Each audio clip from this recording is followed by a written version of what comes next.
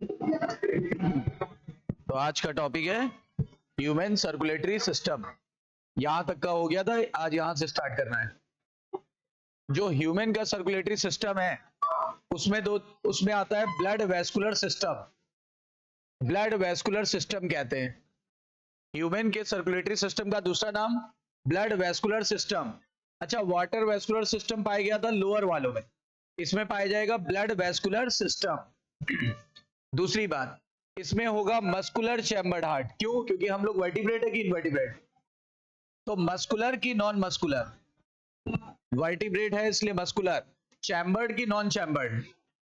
और यहां पर होगा जाल, किस चीज का जाल होगा? ब्लड वेसल्स का और ब्लड का, और फ्लूइड जो है ये पूरे उसमें बहता रहेगा। यानी ये जो ब्लड है जो कि लिक्विड के रूप में है ये सर्कुलेट होता रहेगा। ठीक है, फिर बात आती है हार्ट की। पहला क्वेश्चन, हार्ट की ऑरिजिन कैसी है? एक्टोडर्मल, मेसोडर्मल कि एंडोडर्मल? पूरा पूरा जो सर्कुलेटरी सिस्टम होता है वो मेसोडर्मल होता है। पूरा पूरा सर्कुलेटरी सिस्टम मेसोडर्मल होता है, याद रखिएगा। फिर ये कहां होता है? थोरैक्स में। अब थोरैक्स में भी कहां? हार्ट के बीच के, सॉरी, लंग्स के बीच के गैप में। लंग्स के बीच के गैप को बोलते हैं मीडियास्टिनल स्पेस। उसमें भी लेफ्ट साइड पर हल्का सा झुका रहता है, यानी स्लाइटली टिल्टेड टू लेफ्ट। तो देखिए, पहला क्वेश्चन ऑरिजिन से आएगा, दूसरा क्वेश्चन पोजीशन से आएगा। कहां सिचुएटेड है? Situated in thoracic cavity. कहां पे? Between the two lungs. Lungs के बीच के गैप को क्या कहते हैं? Mediastinal space. लंग्स के बीच के गैप को क्या बोलते हैं? Mediastinal space. तो याद रखिएगा, हार्ट लंग्स के बीच के गैप में होता है, उसे मीडियास्टिनल स्पेस कहते हैं, मीडियास्टिनल स्पेस। और हार्ट बंद मुट्ठी जितना होता है। बंद मुट्ठी जितना होता है, लगभग 250 ग्राम्स का होता है फीमेल्स में, 300 ग्राम्स का होता है मेल में। बंद मुट्ठी जितना होता है और हल्का झुका होता है किस तरफ? Left side. तो slightly tilted to left. It has the size of clench fist, यानी बंद मुट्ठी जितना। बंद मुट्ठी जितना होता है। और मैंने बोला था कोई भी इंटरनल ऑर्गन हो तो उसके चारों तरफ दो लेयर जरूर होगी। ठीक है, दो लेयर होगी। तो देखो, ये भी एक विस्ट्रल ऑर्गन है, तो उसको प्रोटेक्ट करने के लिए डबल वॉल मेम्ब्रेन पाई जाती है। Double wall membranes bag. Bag इसलिए बोला क्योंकि उसके अंदर थैले जैसा होता है, बैग जैसा होता है। डबल वॉल मेम्ब्रेनस बैग का नाम क्या है? पेरी मतलब चारों तरफ, कार्डियम मतलब हार्ट। हार्ट के चारों तरफ का जो बैग है जो डबल लेयर से बना है उसका नाम पेरिकार्डियम। पेरिकार्डियम। अब क्वेश्चन ये होता है ये है क्यों? क्योंकि इसके बीच में दो लेयर होगी, बाहर वाली पैराइटल पेरिकार्डियम, अंदर वाला विस्ट्रल पेरिकार्डियम। दोनों के बीच में जेल भरा होता है और उस जेल को बोलते हैं पेरिकार्डियल फ्लूइड। और ये क्या करता है? फ्रिक्शन को रिड्यूस करता है। जब कोई भी जंप करता है या चलता है या रनिंग करता है तो हार्ट वाइब्रेट होता है। जब हार्ट वाइब्रेट होगा तो उस पर फ्रिक्शन हो सकता है। ये फ्रिक्शन को रिड्यूस करना पड़ेगा। रिड्यूस करने के लिए क्या होता है? दोनों लेयर के बीच में जेल भर दिया जाता है, उसी को बोलते हैं पेरिकार्डियल फ्लूइड। और हमारा हार्ट जो होता है 4 चैम्बर्ड है, कल हम लोग ने पढ़ा था।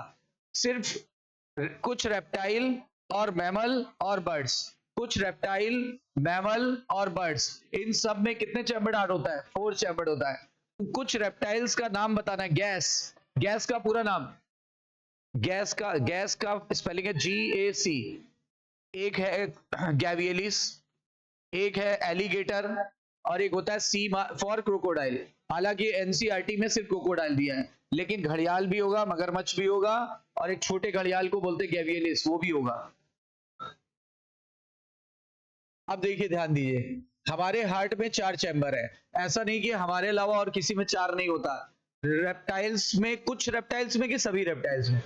कुछ रेप्टाइल्स, स्पेशली दो तो याद रखिए ही रखिए, क्रोकोडाइल और एलिगेटर, मगरमच्छ और घड़ियाल। क्रोकोडाइल, मगरमच्छ, एलिगेटर, घड़ियाल, उसमें जो होता है 4 चैम्बर होता है। और बर्ड में भी होगा और हमारे पास भी होगा। हमारे ऊपर वाले जो चैम्बर होते हैं, ऊपर वाले छोटे होते हैं, यानी कुछ थीम ये है, हमारा जो हार्ट है, अब इसमें ऊपर वाले चैम्बर जो है इनको बोलते हैं राइट एट्रियम और लेफ्ट एट्रियम। ये छोटे हैं, आप देखो किसकी तुलना में? नीचे वाले की। नीचे वाले होते हैं राइट वेंट्रिकल और लेफ्ट वेंट्रिकल। ऊपर वाले छोटे हैं कि नीचे वाले? ऊपर वाले। और नीचे वाले? और पता है सबसे मोटी दीवार कहां की होती है? ये क्वेश्चन कई बार पूछा गया है। सबसे मोटी दीवार कहां की होती है? लेफ्ट वेंट्रिकल की। कोई पूछे क्यों होती है, आप बताना। क्योंकि पूरी बॉडी को ऑक्सीजनेटेड ब्लड यहीं से पंप किया जाता है। पूरी बॉडी को ऑक्सीजनेटेड ब्लड यहीं से पंप किया जाता है। अगर पूरी बॉडी को यहीं से पंप करेंगे तो इतनी बड़ी बॉडी को यहां एक चैम्बर से पंप करना है तो प्रेशर ज्यादा लगाना पड़ेगा कि कम? अगर प्रेशर ज्यादा लगाएंगे तो ब्लास्ट ना हो जाए, फट ना जाए, डैमेज ना हो जाए, पंचर ना हो जाए, इसलिए इसकी दीवार सबसे मोटी होती है। और पूछते हैं क्वेश्चन ये भी आता है, धड़कन हमेशा लेफ्ट से क्यों आती है? क्योंकि लेफ्ट वेंट्रिकल से ही सारी चीजें पंप होती है, तो लेफ्ट वेंट्रिकल काफी धड़कन पैदा कर देता है, राइट। अब देखिए क्या बोला गया है। ऊपर के छोटे चैम्बर को एट्रिया, एट्रिया का दूसरा नाम होता है ऑर्कल, और यहीं से एक हार्मोन निकलता है, आप लोग बताओगे कौन सा? ANF, atrial natriuretic factor. यदि किसी व्यक्ति का जीएफआर यानी ग्लोमेरुलस फिल्ट्रेट रेट अगर बढ़ गया है तो घटाने की जरूरत पड़ेगी, और घट गया है तो बढ़ाने की जरूरत पड़ेगी। देखो अगर घट गया है तो बढ़ाने के लिए क्या होता है? Renin, renin. और अगर वो घट गया है तो बढ़ाने के लिए रेनिन, और बढ़ गया है तो घटाने के लिए एएनएफ। तो एएनएफ घटाता हुआ बढ़े हुए जीएफआर को कम करता है। नीचे के दो चैम्बर को क्या बोलते हैं? वेंट्रिकल। ऊपर के दो चैम्बर को एट्रियम या ऑर्किल, नीचे के दो चैम्बर को वेंट्रिकल, वेंट्रिकल बोलते हैं, ठीक। अच्छा क्या बोला है? Thin muscular wall called IAS. अब देखो क्या कहना चाहता है, ये देखना, ध्यान से देखना। ये कहना चाहता है, ये इसकी बात कर रहा है, ये इसकी बात कर रहा है। पहले ये पतली मस्कुलर वॉल का बना है जो इस ऑर्किल से इस ऑर्किल को अलग कर रहा है, यानी राइट से लेफ्ट को अलग कर रहा है। थिन मस्कुलर वॉल है कि थिक? थिन मस्कुलर वॉल है। और इसको बोलेगा थिक मस्कुलर वॉल। बताइए, थिन मस्कुलर वॉल का नाम है आईएस, आईएएस का पूरा नाम इंटर ऑरिकुलर सेप्टम, और इसको बोलेंगे आईवीएस, इंटर वेंट्रिकुलर सेप्टम। ये थिन है और ये थिक है, ये थिन है, ये थिक है, ठीक है। पहले इतनी बात समझ लीजिए। कह रहा है thin muscular wall called the IAS, IAS का पूरा नाम इंटर ऑरिकुलर सेप्टम। ये राइट से लेफ्ट एट्रियम को अलग कर रहा है, ये राइट से लेफ्ट एट्रियम को अलग कर रहा है। जबकि थिक वॉल्ड वाले को क्या बोलेंगे? थिक वॉल्ड बोलेंगे आईवीएस। आईवीएस किसको कर रहा है? लेफ्ट और राइट वेंट्रिकल्स को अलग कर रहा है। ये दोनों ऑर्कल को अलग कर रहे हैं, ये दोनों वेंट्रिकल को अलग कर रहा है।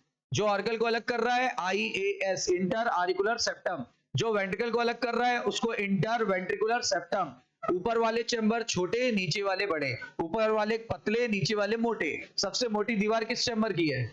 Left atrium. क्यों? क्योंकि लेफ्ट एट्रियम से ही सारा का सारा ऑक्सीजनेटेड ब्लड पूरी बॉडी, लेफ्ट वेंट्रिकल से ही सारा का सारा ऑक्सीजनेटेड ब्लड पूरी बॉडी में पंप करने की जरूरत पड़ती है, राइट।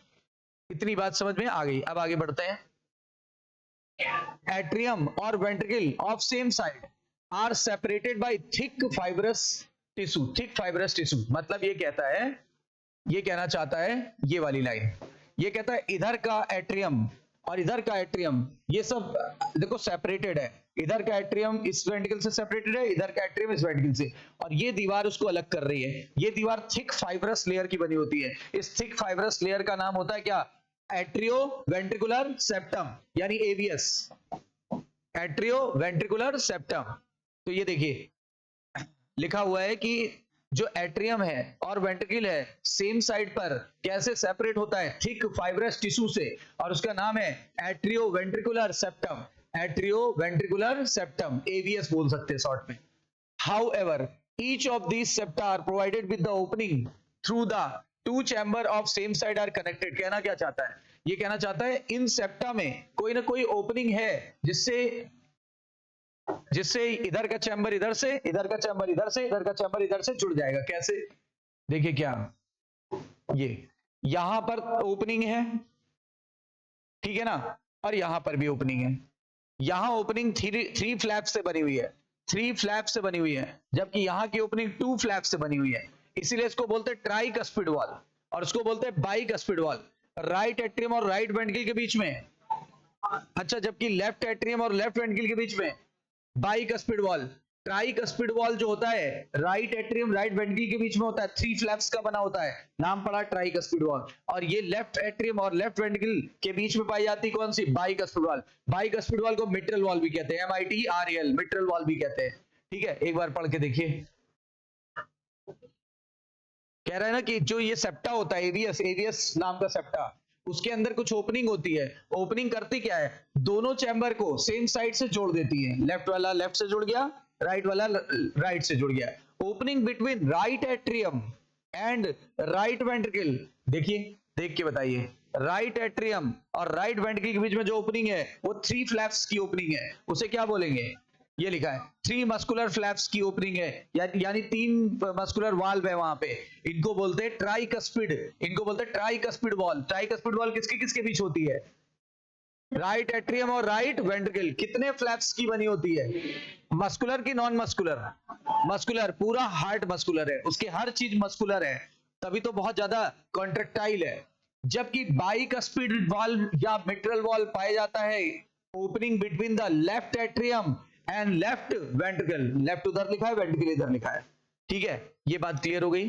अब क्या कहना चाहता है, अब ये कहना चाहता है, मान लो यहां से एक पाइपलाइन निकली, यहां से एक पाइपलाइन निकली, इस पाइपलाइन का नाम है पल्मोनरी आर्टरी, इस पाइपलाइन का नाम है एरोटा, एरोटा पूरा नाम है डॉर्सल एरोटा, हालांकि इसको एरोटा बोल देते हैं। अब यहां पर भी एक वाल्व लगा हुआ है, यहां पर और यहां पर, यहां पर और यहां पर भी एक वाल्व लगा हुआ है। देखो राइट वेंट्रिकल से पल्मोनरी आर्टरी के बीच में एक वाल्व लगा हुआ है, ये वाल्व, और यहां लेफ्ट वेंट्रिकल से एरोटा के बीच में भी एक वाल्व लगा हुआ है। फिर से सुनिए, राइट वेंट्रिकल और पल्मोनरी आर्टरी के बीच में एक वाल्व है, और लेफ्ट वेंट्रिकल और एरोटा के बीच में भी एक वाल्व है। इन वाल्व को सेमी ल्यूनर वाल्व कहते हैं, क्योंकि ये ऐसा बना होता है, जरा हम इसको सही से बनाएं तो ये ऐसे बना होता है, ऐसे, इधर फ्लैप और इधर फ्लैप, आधे अर्धचंद्राकार, यानी अर्धचंद्राकार बोलते हैं हिंदी में, यानी सेमी ल्यूनर वाल्व बोलते हैं। आधे चांद के आकार का, चांद ऐसा दिखता है ना कट में, ऐसा, तो अर्धचंद्राकार, ऐसे वाल्व होते हैं, ऐसे वाल्व होते हैं।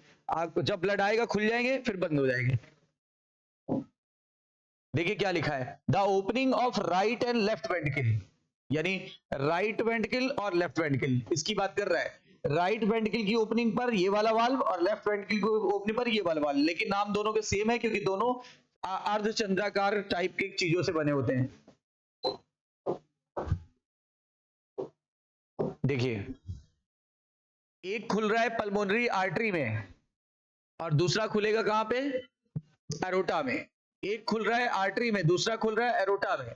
एक देखो, एक खुल रहा है पल्मोनरी आर्टरी में, बताइए पल्मोनरी आर्टरी में क्या खुलता है, राइट वाला पार्ट की लेफ्ट वाला पार्ट, राइट वेंट्रिकल की लेफ्ट वेंट्रिकल, और aorta respectively provided with the semi lunar valve. कहता है दोनों की ओपनिंग पर जो वाल्व है उसका नाम है सेमी ल्यूनर वॉल्व। अच्छा, जितने भी वॉल्व बताए, ट्राइकस्पिड वॉल्व बताया था राइट एट्रियम राइट वेंट्रिकल के बीच में, और बाइकस्पिड वॉल्व बताया था लेफ्ट एट्रियम लेफ्ट वेंट्रिकल के बीच में, और राइट वेंट्रिकल और पल्मोनरी आर्टरी के बीच में पाया जाता था सेमी ल्यूनर। उसी तरह से लेफ्ट वेंट्रिकल और एरोटा के बीच में भी क्या पाया जाता है, सेमी ल्यूनर। ये जितने भी 4 वॉल्व बताए हैं या इससे अधिक भी अगर कहीं होते हैं तो all the valves are unidirectional. एक बार खुल ब्लड को जाने तो देंगे लेकिन लौटने नहीं देंगे। एक बार ब्लड यहां से यहां पहुंच गया, एक बार ब्लड यहां से यहां पहुंच गया, मान लो ये एक बार ब्लड यहां से यहां पहुंच गया तो इधर से इधर नहीं जा सकता। एक बार ब्लड यहां से यहां पहुंच गया, यहां से यहां नहीं जा सकता, ठीक है। एक बार ब्लड निकल गया यहां से, इस पाइपलाइन में आ गया, वापस नहीं जाएगा। एक बार ब्लड यहां से आ गया, पाइपलाइन में आ गया, वापस नहीं जाएगा। मतलब all the valves are unidirectional की बाई डायरेक्शनल। मतलब इसलिए हम दावे के साथ कह सकते हैं हमारा जो ब्लड है वो एक दिशा में बहता है। हमारा ब्लड एक दिशा में बहता है कि उल्टी दिशा में बहता है। जब किसी का किसी रोग के कारण कोई इन्फेक्शन हो जाता है, कोई संक्रमण हो जाता है, या कोई रोग हो जाता है, या कुछ गलत दवाएं ले लेते हैं अपनी मर्जी से बिना डॉक्टर के प्रिस्क्रिप्शन के, तो ये हार्ट के वॉल्व लीक कर जाते हैं। जब हार्ट के वॉल्व लीक कर जाते हैं तो उस समय एक अजीब सी आवाज आती है ना, हिस साउंड आती है, लब डब के साथ हिस। तो हिस साउंड का आना इस बात का प्रतीक है कि आपके हार्ट के वॉल्व लीक कर गए और उस समय आपका ब्लड वापस उल्टी दिशा में जा रहा है। मतलब आपकी हार्ट की हालत खराब है और आपके हार्ट पूरी बॉडी को जितना ब्लड पंप करना चाहिए उतना ब्लड पंप नहीं कर पा रहा है, क्योंकि इधर पंप कर रहा है तो कुछ ब्लड लौट भी जा रहा है, तो जो कि नहीं होना चाहिए। और उस समय क्या करते हैं, फिर उस समय ऑपरेशन करके नए वॉल्व डाले जाते हैं जो कि बायोसिंथेटिक वॉल्व होते हैं। बायोसिंथेटिक नहीं, वो अलग केस है, दिल में छेद अलग केस है। हम सबके दिल में छेद हुआ करता था कब, जब हम एम्ब्रियोनिक स्टेज में थे। और कहां छेद था ये भी बता दें, आईएस में। आईएस में छेद था, लेकिन वो छेद बंद हो जाता है कब, हमारे पैदा होने पर। हमारे पैदा होने के समय पर ही वो बंद हो चुका है। और जिनका बंद नहीं होता, जिनका पैदा होने के बावजूद भी बंद नहीं होता, उनके दिल में छेद होता है और फिर उनका क्या होता है, ब्लड मिक्स होता रहता है। लेफ्ट एट्रियम और राइट एट्रियम का ब्लड आपस में मिक्स होगा और इसी की वजह से बोलते हैं दिल में छेद है, उसी का ऑपरेशन करके उसको सील कर दिया जाता है। हम लोग का सील्ड है, उनका सील्ड नहीं है, क्योंकि हम सब में छेद था। वो क्योंकि जब जब बनते हैं मेम्ब्रेन, तो मेम्ब्रेन ऐसे बनती है, जैसे दीवार बनाई जाती है तो दो तरीके हैं, यहां से दीवार उठाएंगे वहां चिपका देंगे, एक तो ये तरीका है, एक ऐसा तरीका हमारी जो सेप्टा बनती है वो दोनों तरफ से बनती है, ऊपर से बनना चालू है, नीचे से बनना चालू हुआ, तो बीच में होल रह जाता है, वो होल धीरे धीरे भर जाता है हमारे पैदा होने से पहले। लेकिन कुछ बच्चों में वो इवन नहीं भर पाता, स्पीड कम होती है, रिकवरी कम होती है, कुछ अन्य कारण हो सकते हैं, हार्मोनल डिसबैलेंस हो सकता है, जिसके कारण तो वो हो जाता है हार्ट में छेद, उसको बोलते हैं blue baby syndrome. Valve heart के क्या होते हैं, केवल एक ही दिशा में चलते हैं, एक ही दिशा में काम करते हैं, मतलब एट्रिया से वेंट्रिकल की तरफ और वेंट्रिकल से पल्मोनरी आर्टरी एंड एरोटा, वापस नहीं जाएगा। The valve prevent the backflow of blood. जितने भी हार्ट हैं, जितने भी हार्ट के वाल्व हैं, सब बैकफ्लो को रोकेंगे, सब बैकफ्लो को मतलब उल्टी दिशा में जाने से रोकेंगे। अच्छा, पूरा हार्ट किस मसल का बना है, पूरा हार्ट कार्डियक मसल का बना है, पूरा हार्ट कार्डियक मसल का बना हुआ है, देखिए। और जितनी भी दीवार है वॉल ऑफ वेंट्रिकल, ये मोटी होती है किसकी तुलना में, एट्रिया, ये मैंने पहले ही बता दिया। किसकी दीवार ज्यादा मोटी होती है, वेंट्रिकल की, किसकी तुलना में, ऑर्किल की तुलना में।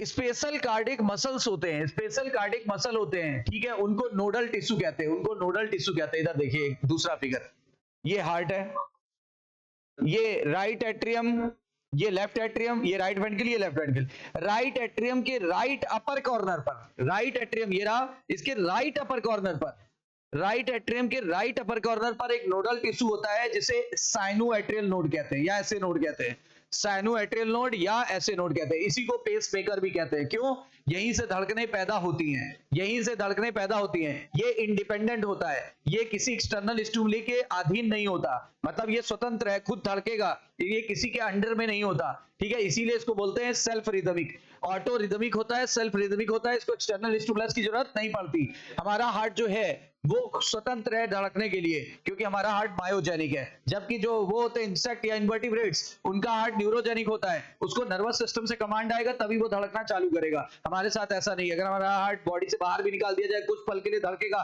कब तक, जब तक कि उसमें भोजन यानी कि न्यूट्रिएंट्स और ऑक्सीजन अवेलेबल है तब तक वो धड़केगा, और एनर्जी, न्यूट्रिएंट्स, ऑक्सीजन और एनर्जी अवेलेबल है तब तक वो धड़केगा। हमारा हार्ट है मायोजेनिक। वर्टिब्रेट्स में कैसा होता है, इनवर्टिब्रेट्स में कैसा होता है, न्यूरोजेनिक। कौन सा बेहतर है, मायोजेनिक, क्योंकि वो स्वतंत्र है, अपने आप रिदम पैदा करता है, अपने आप बीट्स पैदा करता है, ठीक है। तो ये जो नोड है ये राइट एट्रियम के राइट अपर कॉर्नर पर है, नाम ऐसे नोड, इसी को पेस मेकर बोलते हैं। किसी के अंडर में नहीं होता, इंडिपेंडेंट है कि डिपेंडेंट। अच्छा, क्या एक्सटर्नल स्टिमुली के अधीन होगा, नहीं, ठीक है, खुद ही बीट पैदा करता है। कितनी, 1 मिनट में 72, 1 मिनट में 70 से 75, एवरेज वैल्यू आएगी 72, 72 बीपीएम बीट्स पर मिनट। अच्छा, अब इसी के यहां लेफ्ट लोअर कॉर्नर पर, अब राइट एट्रियम के राइट अपर कॉर्नर पर ऐसे नोड था, तो लेफ्ट लोअर कॉर्नर पर क्या होगा, एवी नोड। ये ऐसे नोड राइट अपर कॉर्नर, और उसी चैम्बर में लेफ्ट लोअर कॉर्नर पर एवी नोड, और दोनों के बीच में 3 इंटरनोडल कनेक्शन होता है। 3 इंटरनोडल कनेक्शन एनसीईआरटी में गिवन नहीं, लेकिन क्वेश्चन आया हुआ है। 3 इंटरनोडल कनेक्शन होता है, यानी ऐसे ऐसे लाइनें होती है। अब यहां पर एक वो होता है स्ट्रक्चर, उसको बोलते हैं क्या, एवी बंडल। क्या बोलते हैं, एवी बंडल। आगे देखते हैं, पहले यहां तक देखते हैं। ये नोडल टिश्यू होते हैं, यानी स्पेशल कार्डिक मसल को हम क्या बुलाते हैं, कार्डिक मसल एक बंच में इकट्ठा हो जाती है और नोड या गांठ बना लेती है, उन गांठों को ही क्या बोलते हैं, नोडल टिश्यू। नोडल टिश्यू जैसे देखो लिखा हुआ है, ये हार्ट में डिस्ट्रीब्यूटेड होते रहते हैं इधर उधर। Patch of this tissue present in right upper corner of right atrium, कहते हैं इन टिश्यू का वो पैच जो right upper corner of right atrium में है, उसे ऐसे नोड बोलेंगे। क्या बोलेंगे, ऐसे नोड बोलेंगे। जबकि एक दूसरा टिश्यू होता है, ठीक है ना, वो देखा जाता है seen in left lower corner of right atrium, और वो करीब होगा एवी सेप्टम के पास होगा, एवी सेप्टम के पास होगा, उसे बोलते हैं एवी नोड। एवी नोड को पेस सेटर भी कहते हैं, पेस मेकर, ऐसे नोड, पेस सेटर, हाँ, क्योंकि वो पेस को सेट करता है, मतलब ना बढ़ने देगा ना घटने देगा। अब कह रहा है एक बंडल होता है, एक बंडल होता है जो जो यहां से वेंट्रिकल, उसको एवी बंडल बोलते हैं, इसकी बात कर रहा है। एक बंडल होता है जो यहां पर प्रेजेंट होता है। कहां प्रेजेंट होता है? आईएस, आईएस के नीचे की तरफ और आईवीएस के टॉप की तरफ। देखो क्या लिखा हुआ है, एक बंडल है, वो भी नोडल फाइबर का बना है, ठीक है, उसे उसे बोलते हैं एवी बंडल। ये कंटिन्यू होता है from AV node which pass through the AVS, कह रहा है वो एट्रियोवेंट्रिकुलर सेप्टम से पास हुआ और टॉप पर, किसके टॉप पर? आईवीएस के टॉप से तुरंत दो भागों में बट गया। इसको ऐसा समझो जरा, ये समझिए क्या बोल गया ये बोल गया ये वाली बात। यहां पर ये क्या है पहले बताइए, ये क्या है? एवीएस। ये नोड है, ये नोड है, ये ऐसे नोड, ये एवी नोड, उसके बाद ये एक बंडल है, बंडल। ये बंडल मतलब गुच्छा टाइप का है। ये बंडल किसके टॉप पे है? ये एवीएस के अंदर होते हुए आईवीएस के टॉप से आ गया और ये अंदर ही अंदर इधर और इधर दो भागों में डिवाइड हो गया। कितने भागों में डिवाइड हो गया? पहले बताइए, बंडल कहां से निकला? एवीएस से होते हुए आईएस के अंदर अंदर होते हुए दो भागों में डिवाइड हो गया। एक लेफ्ट साइड में चला गया और एक राइट साइड में चला गया, ठीक है, यानी लेफ्ट बंडल फाइबर और राइट बंडल फाइबर। ध्यान दीजिए क्या कह रहा है, कह रहा है जो ये होता है एवीएस से होते हुए टॉप ऑफ द आईएस से होते हुए इमीडिएटली कितने भागों में डिवाइड हो गया? तो राइट और लेफ्ट बंडल फाइबर। इन्होंने केवल बंडल बोल दिया, पूरा नाम है बंडल फाइबर। फिर लिखा ये जितनी भी ब्रांच होती, दोनों ब्रांच, उनसे और छोटे छोटे फाइबर निकलते हैं। मतलब ये जो ब्रांच निकली ना, ये इनसे और छोटे छोटे फाइबर निकलते हैं। कौन से छोटे छोटे फाइबर? ये यहां से, और दीवार में घुस जाते हैं। किसकी? वेंट्रिकल की। वेंट्रिकल की दीवार में एंटर कर जाते हैं और इनको बोलते हैं क्या? इनको बोलते हैं पुरकिंजे फाइबर। क्या बोलते हैं? Purkinje fibre. और पुरकिंजे फाइबर प्लस दोनों बंडल को मिला लो, left bundle fibre plus right bundle fibre, bundle of His, bundle of His, HIS, वो थी हिस साउंड, HISS, और ये हिस। क्या लिखा है? Through the ventricular musculature of the respective side and called पुरकिंजे fibre. उन्होंने बोला जो छोटे छोटे फाइबर निकल रहे हैं उनको हम बोल रहे हैं पुरकिंजे फाइबर। और क्वेश्चन कई बार आया हुआ, पुरकिंजे फाइबर क्या होते हैं? माइन्यूट फाइबर की लार्ज फाइबर? माइन्यूट फाइबर, जो कहां पे वो इंटर कर जाते हैं? वेंट्रिकुलर वॉल में। ये लिखा हुआ वेंट्रिकुलर मसल में इंटर कर गए। Nodal musculature has ability to generate action potential. मतलब जितने भी कार्डियक मसल के नोड थे, सब के पास क्षमता होती है कि सब रिदमिक होते हैं, सब रिदमिक होते हैं, सब रिदम पैदा कर सकते हैं, यानी एक्शन पोटेंशियल पैदा कर सकते हैं। और विदाउट एनी एक्सटर्नल स्टिमुली, ये 3-4 बार बोला था मैंने, क्या इनको किसी बाहरी संवेदना की आवश्यकता होगी? नहीं होगी। अच्छा, ये ऑटो एक्साइटेबल होते हैं कि हमें इनको एक्साइट करना पड़ेगा? यानी ये ऑटोमेटिक होते हैं, अपने आप एक्साइट होते हैं, ठीक है ना। 1 मिनट में कितनी बार एक्साइट होंगे? 70 से 75 बार। तो औसत वैल्यू कितनी आ गई? 72 beats. However the number of action potential, action potential हर नोड का वेरी करता है, हर नोड का वेरी करता है। देखो लिखा है generated in a minute very at the different part, यानी जो भी यहाँ पे वो एक्शन पोटेंशियल जनरेट हो रहा है वो हर जगह जाकर के वेरी कर देता है। डिफरेंट नोडल सिस्टम में डिफरेंट होगा, यानी सभी नोडल सिस्टम में एक होता है कि सबका अलग अलग होता है? सबका अलग अलग कैपेसिटी होता है। सबसे ज्यादा होता है ऐसे नोड का। ऐसे नोड कितनी बीट्स पैदा कर सकता है? मैक्सिमम 70 से 75। एवरेज कितना आएगा? 72। ये नीचे लिख दिया है 72 आएगा। कह रहा है कि और ये इनिशिएट भी कर लेता है हार्ट बीट को, इनिशिएट भी कर रहा है और मेंटेन भी कर रहा है, मेंटेन भी कर रहा है किसकी? कार्डियक एक्टिविटी ऑफ हार्ट को। और इसीलिए इसको पेस मेकर भी कहा गया है। और अगर किसी व्यक्ति का पेस मेकर खराब हो जाए तो हार्ट बीट जो होती है रेगुलर की बजाय इरेगुलर हो जाएगी, रिदमिक की बजाय एरिदमिक हो जाएगी। एरिदमिक का मतलब है कभी धड़कन अचानक से बढ़ गई, कभी अचानक से कम हो गई। लेकिन हमारी तो ऐसा नहीं होता, हमारी तो मेंटेन रहती है 72 बीट्स पर मिनट ऑन एन एवरेज, ठीक है। तो पेस मेकर खराब होने का मतलब ही है कि धड़कन अनियंत्रित हो जाएगी। क्लियर? एक बार मैं इसको रिकॉल कर दे रहा हूं। सबसे पहले राइट एट्रियम में नोडल टिश्यू जो था, जो अपर कॉर्नर पे था, क्या नाम था? ऐसे नोड का दूसरा नाम पेस मेकर। फिर जो लेफ्ट लोअर कॉर्नर पे था उसका नाम, अच्छा, फिर उसके बाद आईवीएस, एवीएस के ऊपर, एवीएस से होते हुए आईएस के टॉप से दो भागों में जाके डिवाइड हो गया और एक लेफ्ट वाले में चला गया, एक राइट वाले में चला गया। उन्हें बोलते थे राइट एंड लेफ्ट बंडल या फाइबर। पूरा नाम है लेफ्ट बंडल फाइबर। इनसे माइन्यूट माइन्यूट फाइबर निकलने लगे, उन्हें पुरकिंजे फाइबर कौन सी मसल में चले गए, वेंट्रिकुलर मस्कुलेचर में चले गए, और फिर उसको कंट्रोल करते हैं। और फिर आपको बताया गया बंडल ऑफ हिस क्या होता है, इसमें लिखा नहीं है, आगे लिखा है। बंडल ऑफ हिस क्या होता है, वो left bundle fibre, right bundle fibre plus पुरकिंजे fibre को मिला के कहते हैं। अगर किसी के हार्ट बीट को कंट्रोल करना है तो ये रिदम होता है। पहले मेरा हार्ट मेरे ऐसे नोट को, मेरा हार्ट बीट स्टार्ट करने के लिए मेरा ऐसे नोट पहले रिदम भेजा है। उसने 1 मिनट में कितनी बार रिदम भेजा, 70 से 75, यानी औसत कितना आया, 72 आया। तो जब यहां से रिदम आया तो मेरा जो ब्लड था, एट्रियम का ब्लड, क्या मतलब ब्लड आने लगा कहां पे, वेंट्रिकल में। यहां से ब्लड यहां आ गया वेंट्रिकल में। ये काम किसका था, ऐसे नोड का। अब ऐसे नोड से जब संवेदना एवी नोड में चली गई, एवी नोड से आगे बढ़ गई, तो फिर क्या हो जाएगा, वेंट्रिकल सिकुड़ जाएगा। अब जब वेंट्रिकल सिकुड़ जाएगा तो सारा ब्लड क्या हो जाएगा, पंप हो जाएगा बॉडी में, और कहां पे, रेस्पिरेटरी ऑर्गन में। उसी को हम लोग डिस्कस करने जा रहे हैं, यही है कार्डियक साइकिल। देखो कार्डियक साइकिल क्या होती है, ये सबसे इंपॉर्टेंट भाग है इस चैप्टर का।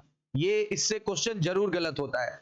जैसे वहां पे सबसे इंपॉर्टेंट भाग था क्या, इंस्पायरेशन और एक्सपायरेशन, उससे क्वेश्चन गलत होता था। यहां पे सबसे ज्यादा क्वेश्चन गलत होगा कार्डियक साइकिल से, लेकिन हमें सही करना है।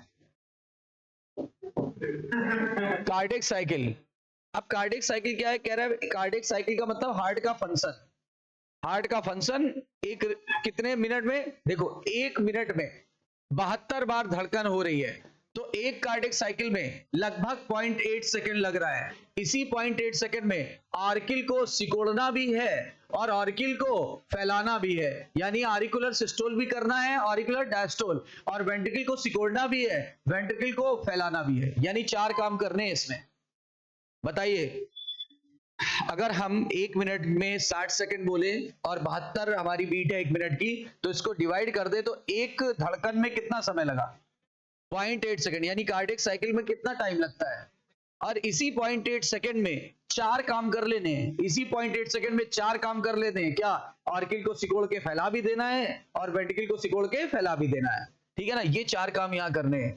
तो अब इन्होंने क्या बोला, देखो कहता है शुरुआत में हम ये मान के चलेंगे हार्ट के चारों चैम्बर रिलैक्स है। हमने यहाँ पे एक रफ फिगर बनाया, ये रहा, आप सबको पहचानते हो, ये राइट एट्रियम, ये लेफ्ट एट्रियम, ये राइट वेंट्रिकल, ये लेफ्ट वेंट्रिकल, यही था ना फिगर। अब जरा सोचिए ये कहना क्या चाह रहा है, ये मैं आपको पहले बता देता हूं। ये यहां पाइपलाइन आ रही है, यहां भी पाइपलाइन आ रही है, यहां भी पाइपलाइन निकल रही है, यहां भी निकल रही है। इसका नाम एरोटा, इसका नाम पल्मोनरी आर्टरी, इसका नाम पल्मोनरी वेन, इसका नाम वेना केवा। बताइए what is this, vena cava, ये क्या है, पल्मोनरी वेन, ये क्या है, और ये क्या है, एरोटा। तो ये सारी चीजें आप जान चुके हो। इधर का ब्लड ला कौन रहा है, मेजर वेन यानी कि वेना केवा। इधर का ब्लड कौन ला रहा है, पल्मोनरी वेन। इधर ब्लड ले कौन जा रहा है, पल्मोनरी आर्टरी। इधर कौन ले जा रहा है, एरोटा। और एक रूल बना लीजिए हमेशा, राइट इज नॉट राइट, मतलब राइट वाले चैम्बर में राइट ब्लड नहीं है, मतलब रॉन्ग ब्लड है। राइट वाले में रॉन्ग ब्लड है, यानी ऑक्सीजनेटेड का उल्टा, हाँ, तो यहां डीऑक्सीजनेटेड होता है, ठीक है, और लेफ्ट वाले में उसका उल्टा होगा, याद रहेगा। राइट इज नॉट राइट का मतलब ये नहीं है कि राइट में नहीं है, राइट में ही है। राइट के अंदर राइट ब्लड नहीं है, राइट ब्लड मैं किसको बोल रहा हूं, ऑक्सीजनेटेड को। तो बताओ इधर कौन सा ब्लड भरा हुआ है, डीऑक्सीजनेटेड। इधर कौन सा ब्लड भरा है, क्या इनकी मिक्सिंग हो रही है, नहीं हो रही है, तभी तो हमारा ब्लड था completely divided double circuit heart. कल हम लोग यहीं तक पढ़ के गए थे। अब देखिए, जरा देखिए क्या कह रहा है, कह रहा है ये वाल्व अभी पढ़े, सेमील्यूनर, ये वाल्व बाइकस्पिड, ये वाल्व, ये ट्राइकस्पिड, ये बाइकस्पिड, यही तो हाल है अभी। अब जरा देखिए, ये भी रिलैक्स है, दोनों एट्रियम भी रिलैक्स है, दोनों वेंट्रिकल भी रिलैक्स है। और पता है, अगर एक एट्रियम सिकुड़ेगा तो दूसरा भी सिकुड़ेगा, अगर एक फैलेगा तो दूसरा भी फैलेगा, मतलब दोनों एट्रियम भी रिलैक्स हैं और दोनों वेंट्रिकल भी रिलैक्स है।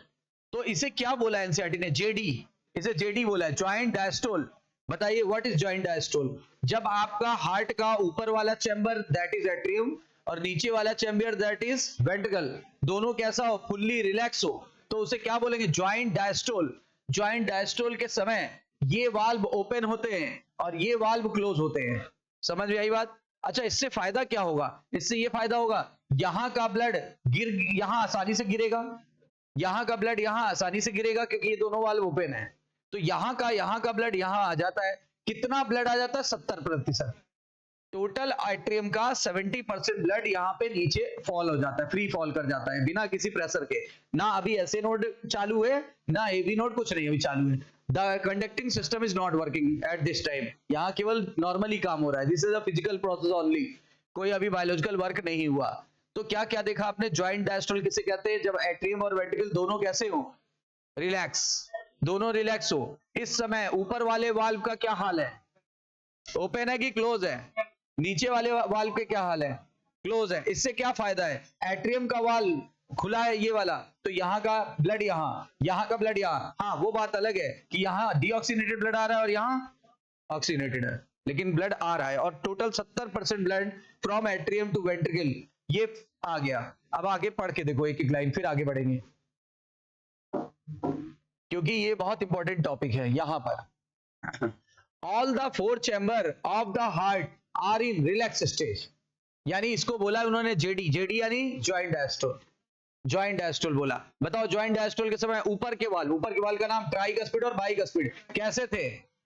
और इसीलिए ब्लड जो था, blood from the pulmonary vein and vena cava कहां चला आया? लेफ्ट और राइट वेंट्रिकल में respectively through the left and right atrium. देखो ये बहुत हैवी बात बोल गया, ये हैवी बात कुछ नहीं बोल गया। इधर देखो, कह रहा है ये क्या है?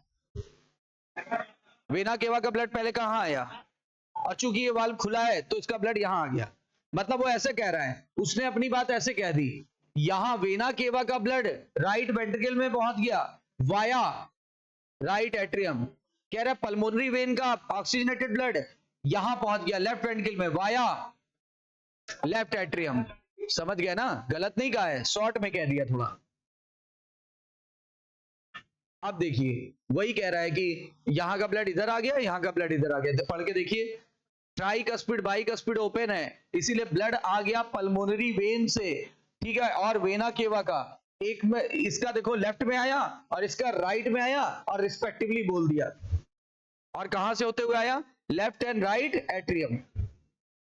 सेमी ल्यूनर वॉल इस समय खुले थे कि बंद थे? जल्दी बताओ। नीचे वाले वाल बंद थे ना, इसलिए ब्लड अब आगे नहीं जाएगा। क्या लिखा हुआ है? Semilunar valves are closed at this stage. ये क्या खत्म हुआ? Joint diastole. क्या खत्म हुआ? Joint diastole. ये ज्वाइंट डायस्टोल खत्म हुआ, राइट। अब देखिए क्या होगा, अब आएगा दूसरा स्टेज। ये कार्डियक साइकिल का पहला स्टेज था। 4 स्टेज हैं, अभी कौन सा स्टेज कवर हुआ है? अब हमें कौन सा कवर करना है? दूसरा कवर करना है। अच्छा, दूसरे में क्या होगा? दूसरे में एट्रियम सिस्टोल होगा। एट्रियम सिस्टोल, ऑर्किल सिकुड़ेगा। अगर ऑर्किल नहीं सिकुड़ेगा तो ऑर्किल का वॉल्यूम कम नहीं होगा, तो प्रेशर नहीं बढ़ेगा। और अगर प्रेशर नहीं बढ़ेगा तो एट्रियम का ब्लड वेंट्रिकल में नहीं पहुंचेगा। बताओ सही है कि नहीं? अच्छा, अगर प्रेशर इतना ही अच्छा होता तो 100% blood will be reach from atrium to ventricle, लेकिन इतना प्रेशर नहीं है, इसीलिए अभी प्रेशर खत्म हो गया, इसीलिए ब्लड ऊपर से नीचे आना बंद हो गया। अब हम क्या करें? अब हम प्रेशर लगाएं, प्रेशर बढ़ाना है एट्रियम में, तभी ब्लड एट्रियम से वेंट्रिकल में आएगा। तो उसके लिए क्या करें? एट्रियम को सिकोड़ना पड़ेगा, और एट्रियम को सिकोड़ने के लिए ऐसे नोड को अपनी इंपल्स पैदा करनी पड़ेगी। देखो क्या लिखा है, यहां से टॉपिक चेंज हो रहा है, ये टॉपिक चेंज हो गया, सेकेंड स्टेज आ गई। ऐसे node now generate action potential which stimulate both the atrium undergo simultaneous contraction। कह रहा है ना, जब ऐसे नोड ने संवेदना भेजी तो दोनों एट्रियम एक साथ सिकुड़ गया। दोनों एट्रियम सिकुड़ते भी एक साथ हैं, फैलते भी एक साथ हैं। दोनों वेंट्रिकल एक साथ सिकुड़ता है, एक साथ फैलता है। अरे गाड़ी का अगला 2 टायर एक सिमेट्री में चलता है, पिछले 2 टायर एक सिमेट्री में चल रहे हैं कि नहीं? और देखा जाए तो चारों टायर एक सिमेट्री में चल रहे हैं नहीं चल रहे? तो वही कह रहा है, क्या कह रहा है? ऐसे नोड जो है वो एक्शन पोटेंशियल जनरेट करेगा, जिससे दोनों एट्रियम सिकुड़ गए। दोनों एट्रियम सिकुड़ गए, इसको बोलते हैं एट्रियल सिस्टोल। इससे अंदर का प्रेशर बढ़ने से ब्लड फ्लो बढ़ गया, किस तरफ? कितना परसेंट? जितना नहीं आया था, 70 आ गया था, 30 नहीं आया था। अब 30% ब्लड वहां से यहां पहुंच गया। अब दिखती है, देखिए आगे। अब यहां से फिर टॉपिक चेंज, थर्ड स्टेज आ गई, थर्ड स्टेज आ गई, थर्ड स्टेज। अब थर्ड स्टेज में क्या होगा, ऐसे नोड से संवेदना कहां, ऐसे नोड एक्टिवेट हो गया था, अब ऐसे नोड की संवेदना आगे बढ़ना चालू हुई। अब कहां चली गई, एबी नोड। तो ऐसे नोड से संवेदना कहां आ गई, ये एबी नोड। फिर आ गई एबी बंडल, फिर आ गई बंडल ऑफ हिस। देखो अब डायरेक्ट कह दिया इसने, बंडल ऑफ हिस आ गई। बंडल ऑफ हिस का मतलब पुर्किंजे फाइबर तक पहुंच गई, राइट बंडल और लेफ्ट बंडल से होते हुए पुर्किंजे फाइबर तक पहुंच गई, ठीक है ना। ऐसे नोड में जब आई, जब ऐसे नोड स्टिमुलेट हुआ तो एट्रियम सिकुड़ गया, सिकुड़ने से उसका प्रेशर बढ़ गया, प्रेशर बढ़ने से 30% ब्लड जो अभी तक नहीं आ पा रहा था आ गया। अच्छा अब बताइए अब क्या होगा, हाँ अब एबी नोड एक्टिवेट हो जाएगा। जब एबी नोड एक्टिवेट हुआ तो फिर एबी बंडल में संवेदना या इंपल्स चली जाएगी। अब इंपल्स चली जाएगी कहां पे, left fibre plus right fibre plus Purkinje fibre. तो लेफ्ट और right fibre plus Purkinje fibre को मिला के क्या बोला था, बंडल ऑफ हिस, ठीक है। उसके बाद transmit it through the entire ventricular muscle. और आपको पता है ये वेंट्रिकुलर मसल में गया हुआ था, पुर्किंजे फाइबर कहां तक गए हुए थे, वेंट्रिकुलर मस्कुलेचर में, यानी वेंट्रिकल की मांसपेशियों में। तो वेंट्रिकल की मांसपेशियों में संकुचन हो जाएगा, यानी कॉन्ट्रैक्शन हो जाएगा। This cause ventricular muscle to contract, ventricular muscle में कॉन्ट्रैक्ट हो गया तो तीसरी स्टेज आ गई। तीसरी स्टेज का नाम वेंट्रिकुलर सिस्टोल। और कह रहा है वेंट्रिकुलर सिस्टोल जब होगा तो एक घटना उसी समय हो जाएगी, एट्रियल का रिलैक्सेशन हो जाएगा। बताए वेंट्रिकल का सिकुड़ना और एट्रियम का फैलना दोनों एक साथ होता है। क्या लिखा हुआ है, देखो देखो क्या लिखा, कंसाइडिंग विद द वेंट्रिकुलर सिस्टोल। कह रहा है एट्रिया का डायस्टोल होना और ये वेंट्रिकल का सिस्टोल होना कंसाइडिंग, कंसाइडिंग का मतलब एक समय पर, सेम समय पर हो रहा है, सेम क्षण पे हो रहा है, सेम क्षण पे हो रहा है, सेम पल पे हो रहा है, राइट। अब एक लास्ट घटना है, कितने स्टेज हो गए, 3। पहला स्टेज रिकॉल कर रहा हूं, पहले स्टेज में कुछ नहीं हुआ था, ऐसे उसे नोड कुछ नहीं वो एक्शन में आया था, केवल चारों चैम्बर रिलैक्स थे, ऊपर का एट्रियम भी रिलैक्स था, नीचे के 2 वेंट्रिकल भी रिलैक्स थे, ऊपर का वाल खुला था इसलिए 70% ब्लड आ गया, फिर नीचे के वाल बंद थे इसलिए ब्लड आगे नहीं बह पा रहा था। अब हमने क्या बताया, सेकंड स्टेज, सेकंड स्टेज में ऐसे नोड एक्टिवेट हो गया, ऐसे नोड के एक्टिवेट हो जाने से एट्रियम सिकुड़ गया, एट्रियम के सिकुड़ने से वॉल्यूम कम हुआ, वॉल्यूम कम तो प्रेशर, क्योंकि पीवी बराबर कांस्टेंट, तो वॉल्यूम कम हुआ एट्रियम का तो प्रेशर बढ़ गया, प्रेशर बढ़ने से कितना परसेंट ब्लड आ गया, 30% ब्लड आ गया, 30% ब्लड आ गया फ्रॉम एट्रियम टू वेंट्रिकल। अच्छा अब क्या होगा, अब उसके बाद थर्ड स्टेज आएगी, थर्ड स्टेज में एबी नोड से संवेदना एबी बंडल में चली गई, एबी बंडल से चली गई बंडल ऑफ हिस में। बंडल ऑफ हिस कहां पे प्रवेश किए थे, वेंट्रिकल की मस्कुलेचर में। जब वेंट्रिकल की मस्कुलेचर में एंटर किए थे तो इसका मतलब वेंट्रिकल की मस्कुलेचर में संकुचन यानी कॉन्ट्रैक्शन हो गया, वेंट्रिकल सिकुड़ गई, ये थर्ड स्टेज है, थर्ड स्टेज का नाम सिस्टोल। अच्छा जब वेंट्रिकल सिकुड़ गई तो वॉल्यूम कम हुआ, वॉल्यूम कम हुआ तो प्रेशर बढ़ा, उसी प्रेशर के कारण ऊपर के वाल्व अब बंद और नीचे के दोनों वाल्व ओपन हो गए। ऊपर के वाल्व इसलिए बंद हो गए ताकि ब्लड वापस ना चला जाए, नीचे के इसलिए खुल गए क्योंकि अब ब्लड आगे बढ़ाना है। बोलो सही है, देखो क्या कह रहा है, वही बात आगे कहने जा रहा है, वही जो बात अभी मैंने बताई।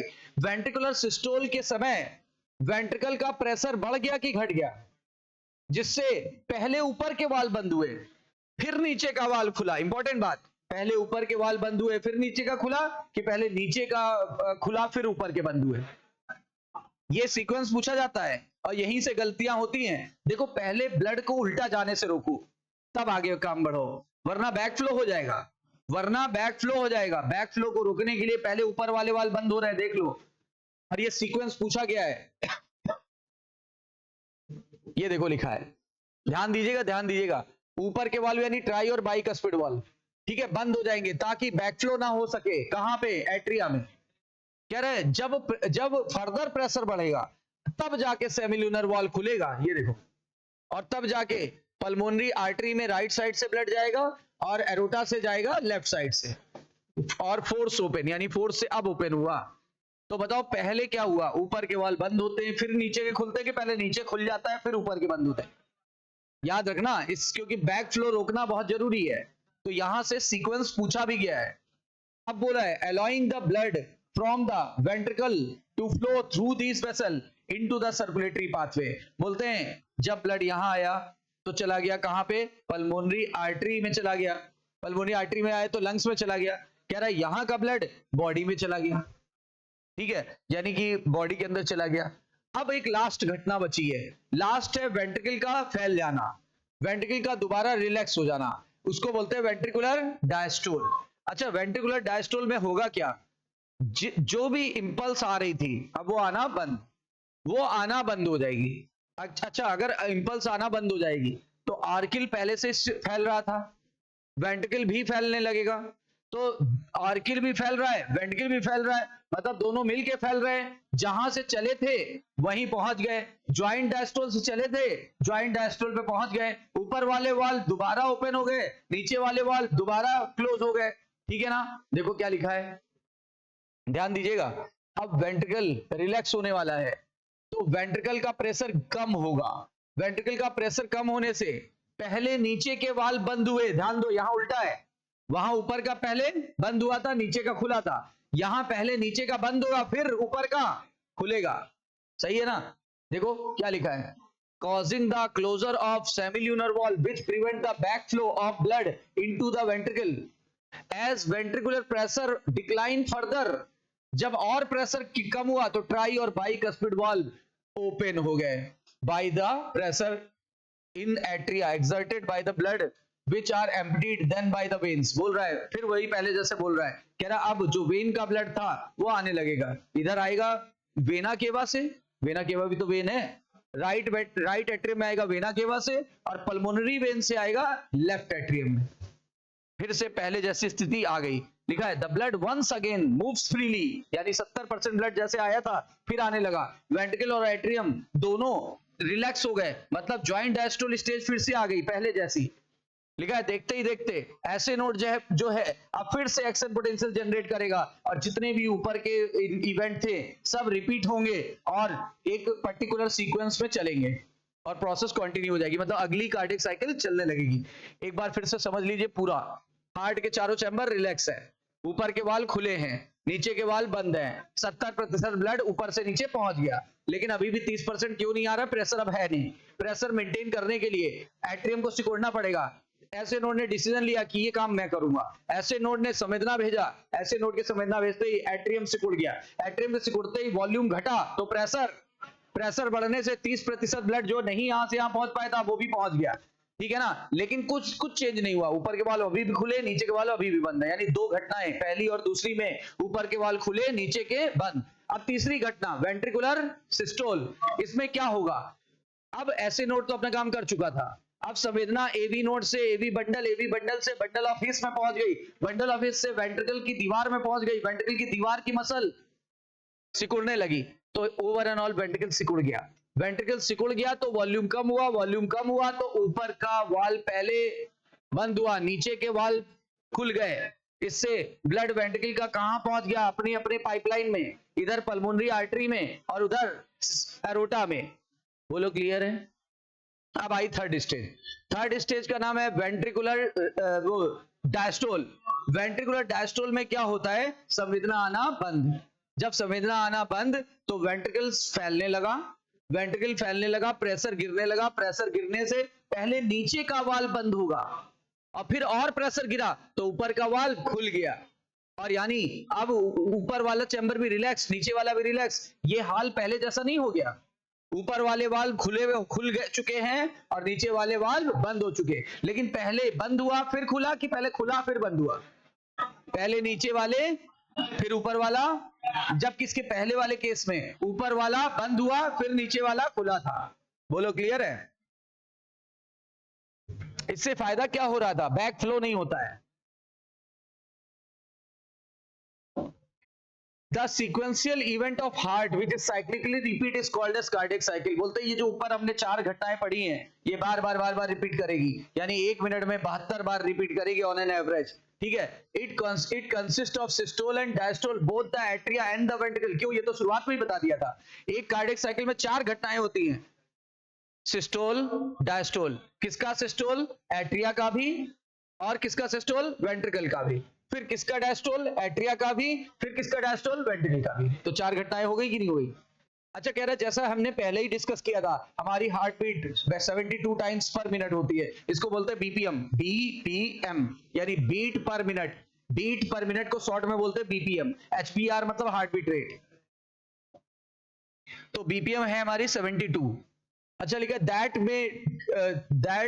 Many cardiac cycle are performed per minute. इसका मतलब ये पता चल रहा है कि 1 मिनट में 72 बार साइकिल चल रही है। 72 बार साइकिल चल रही है। हम एक साइकिल का ड्यूरेशन निकालेंगे तो वो ये आ जाएगा।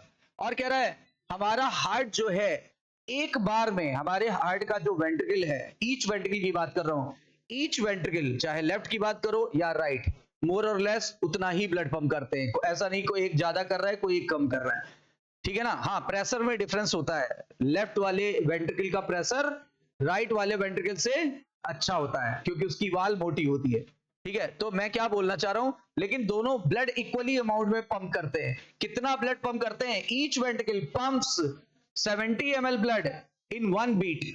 एक बीट में, एक धड़कन में 70 ml ब्लड हमारा हर एक वेंट्रिकल पंप कर सकता है, इधर इन द पल्मोनरी आर्टरी और इन द एरोटा, ठीक है। अब देखो उसी को बोलते हैं स्ट्रोक वॉल्यूम। देखिए क्या लिखा, each ventricle pumps out approximately 70 ml of blood which is called as stroke volume. बताइए हर एक वेंट्रिकल एक पंप में या एक धड़कन में कितना वॉल्यूम निकाल सकता है ब्लड का, 70 ml। इसे क्या बोलते हैं, स्ट्रोक वॉल्यूम। अगर कोई व्यक्ति स्ट्रोक वॉल्यूम को मल्टीप्लाई कर दे अपने हार्ट बीट रेट से तो उसको मिल जाएगा कार्डियक आउटपुट। बताइए कार्डियक आउटपुट बराबर क्या, stroke volume into HBR. HBR, अब इन्होंने क्या बोला, अगर हम निकालेंगे तो ये 70 और ये हमारा 72, 7 7 जा 49 यानी लगभग 5000 ml के करीब आएगा। 5000 ml के करीब आएगा, ठीक है ना। देखो अगर 70 भी जोड़ते ना तो 4900 आता, लेकिन ये तो थोड़ा ज्यादा होता है, 72, 73, 74 तक हो सकता है। तो आप निकालोगे तो लमसम आएगा, लमसम अमाउंट होता है ना, तो लमसम आएगा करीब 5000 ml पर मिनट। पर मिनट ये देखो लिखा है।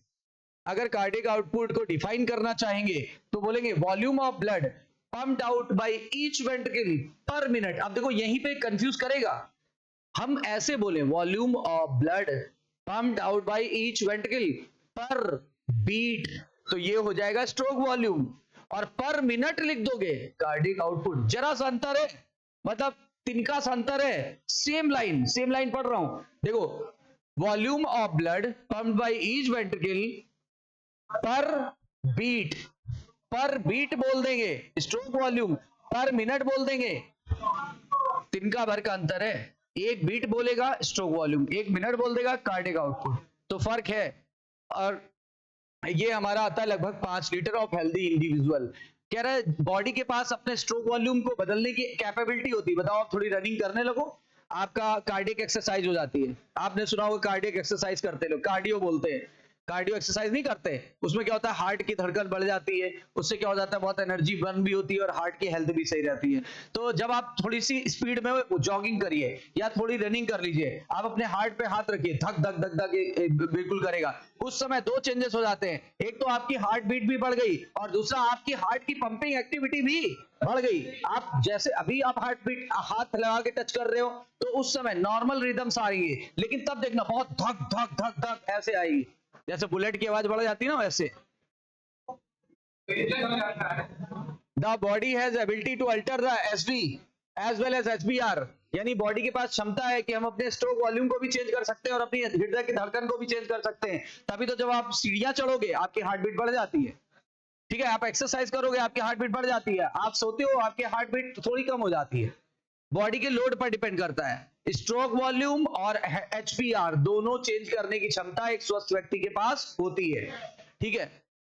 इसीलिए अगर हम ये भी चेंज कर लेंगे, ये भी चेंज कर लेंगे तो ये भी चेंज कर सकते हैं। बताओ एक स्वस्थ व्यक्ति कौन सी चीजें चेंज कर सकता है, stroke volume, heart beat rate या फिर एचबीआर, वो कार्डियक आउटपुट या all of this. Cardiac output of athlete बहुत ज्यादा होती है ऑर्डिनरी पर्सन से। पता है कितनी होती है? 20 से 25 लीटर, 20 से 25 लीटर पर मिनट। अच्छा क्यों होती है? एथलीट मतलब रनर। अच्छा जो रन करेगा उसका स्ट्रोक वॉल्यूम ज्यादा होगा, उसका हार्ट बीट रेट 100 के करीब पहुंच जाता है, 100 के करीब पहुंच, 100 से ज्यादा नहीं होता कभी, लेकिन 100 के करीब पहुंच जाता है, 95, 96, 97 तक पहुंच जाता है। 100 के ऊपर पहुंच गया तब ये एक तरह का रोग होता है। अगर किसी का हार्ट बीट बिना दौड़े ही 100 के ऊपर पहुंच जाए तो दिल का दौरा है ना? तो वो गलत, मतलब गलत सिम्टम्स है वो। तो इसका मतलब क्या हुआ? अगर 50 से कम हो गई तो भी दिक्कत, और 100 से ऊपर चली गई तो भी दिक्कत, पाल्पिटेशन होने लगेगा ना, पाल्पिटेशन, घबराहट। तो एनीवे वो एक गलत सिम्टम है। लेकिन आप जब दौड़ते हो तो आपका 100 के अंदर रहता है, चाहे कोई भी एथलीट हो। तो अगर स्वस्थ व्यक्ति से देखें, कंपेयर करें, तो हमारा आ रहा है 5 लीटर, उनका आता है 20 से 25 लीटर प्रति मिनट, यानी 5 गुना तक बढ़ जाता है, 5 गुना तक बढ़ जाता है अच्छे अच्छे एथलीट्स में।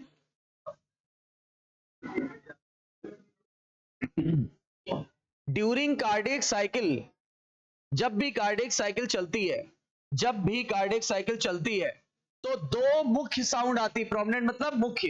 अब देखो वो साउंड आती कहां से है, क्वेश्चन सुनना। साउंड हमेशा वेंट्रिकल की वजह से आती है, साउंड हमेशा वेंट्रिकल के वजह से आती, वजह, कॉज बता रहा हूं, कॉज। साउंड किसकी वजह से आती है? अगर एट्रियम वाले ऑप्शन दिखे तो आप मुंह मोड़ लेना, बिल्कुल मुंह मोड़ लेना, एट्रियम वाले को छूना भी नहीं, वेंट्रिकल वाले को छूना है। अब सवाल ये उठता है कब आती है और किसकी वजह से आती है? कब आती है? जब वेंट्रिकल सिकुड़ेगा एक साउंड तब आती है, और एक जब वेंट्रिकल रिलैक्स होगा एक साउंड तब आती है। एक during early stage of ventricular, at the beginning of, फिर से सुनो, एक आएगी at the beginning of ventricular systole, और एक आएगी at the beginning of ventricular diastole. Atrium systole और एट्रियम डायस्टोल के समय कोई साउंड नहीं आती। फिर से मेरी बात पे फोकस करिए, क्या एट्रियम वाले ऑप्शन छूना नहीं अपने को कौन से छूना है? वेंट्रिकल वाले। और वेंट्रिकल वाले में भी एक साउंड आती है at the beginning of ventricular systole, और एक आएगी at the beginning of ventricular diastole. अब कौन सा छुएंगे पहले, कौन सा कैसे पता लगेगा? सुनो, एक आती है ट्राइकस्पिड और बाइकस्पिड वॉल के बंद होने से, एक आती है सेमिल्यूनर वॉल के बंद होने से। तो सुनो, जो पहली हार्ट साउंड आएगी लब, वो आती ऊपर वाले वाल्व के बंद होने से, हाँ, यानी ट्राई और बाइकस्पिड, और वो आएगी at the beginning of ventricular systole. बताओ पहली हार्ट साउंड कब आती है? At the beginning of ventricular systole, पहला क्वेश्चन। दूसरा क्वेश्चन इसी से रिलेटेड, दूसरा क्वेश्चन, पहली हार्ट साउंड का नाम लब, पहला क्वेश्चन बहुत सिंपल सा पूछेगा। तो दूसरा क्वेश्चन, वो हार्ट साउंड कब आती है? At the time of auricular systole, छूना नहीं है। At the time of auricular diastole, छूना ही नहीं है। At the beginning of ventricular systole, सही है, सही है। और at the beginning of ventricular diastole नहीं छूना है, क्योंकि पहली हार्ट साउंड आती है वेंट्रिकुलर सिस्टोल के समय। और बिगिनिंग में क्या एंड में? बिगिनिंग में, क्योंकि पहले वाल बंद होता है, बाद में नीचे वाला खुला था, तो पहले ऊपर वाली हार्ट का साउंड आएगा, और वाल की खुलने से कभी साउंड नहीं आती, बंद होने से आती है, ठीक है, क्योंकि फ्लैप्स बंद कर आवाज करते हैं, फ्लैप्स आवाज करते हैं, ठीक है ना? तो एक हार्ट साउंड क्लियर हो गई। दूसरी हार्ट साउंड आती है at the beginning of ventricular diastole, at the beginning of ventricular diastole, और ये आती है by the sudden closing of semilunar valve. तो समझ गए ना? अब तो नहीं भूलोगे आप। उसका नाम है डब, उसका नाम है डब, एक लब एक डब, लब डब लब डब, लेकिन बॉलीवुड वाले उसको बना देते हैं धक धक धक धक, है ना? तो लब डब। ये कौन सी साउंड थी, कहां से निकाल रहे थे? ये देखिए क्या लिखा है, जब भी कभी हार्ट साउंड की बात करें तो दो मुख्य हार्ट साउंड होती है। क्योंकि पता है मुख्य क्यों बोला? और भी साउंड्स होती है, वो मेडिकल कॉलेज में आप पढ़ोगे, वो सब आप मेडिकल कॉलेज में पढ़ेंगे, ठीक है? यहां दो मेन साउंड ही पढ़ने हैं, ठीक? लिखा हुआ है इजिली सुन सकते हैं, कैसे? स्टेथोस्कोप से, यानी आला, शुद्ध भाषा में आला, तो स्टेथोस्कोप से। पहली हार्ट साउंड जो है वो लब, बस पहली हार्ट साउंड है लब। और ये कब आती है? Due to sudden closing of tricuspid and bicuspid valve. जबकि दूसरी हार्ट साउंड जो होती है डप, और ये आती है by the sudden closure of semilunar valve, by the sudden closure of semilunar wall.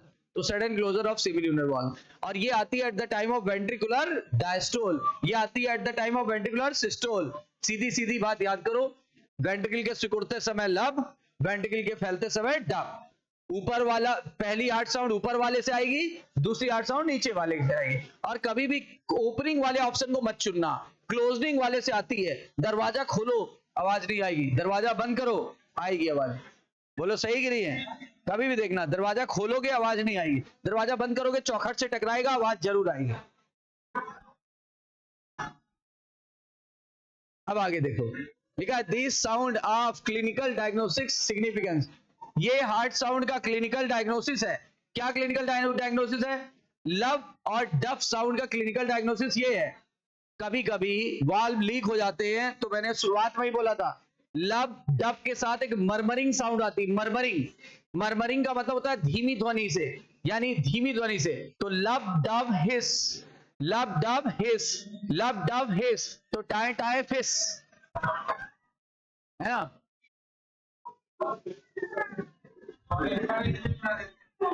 चलो ये हो गया क्लियर।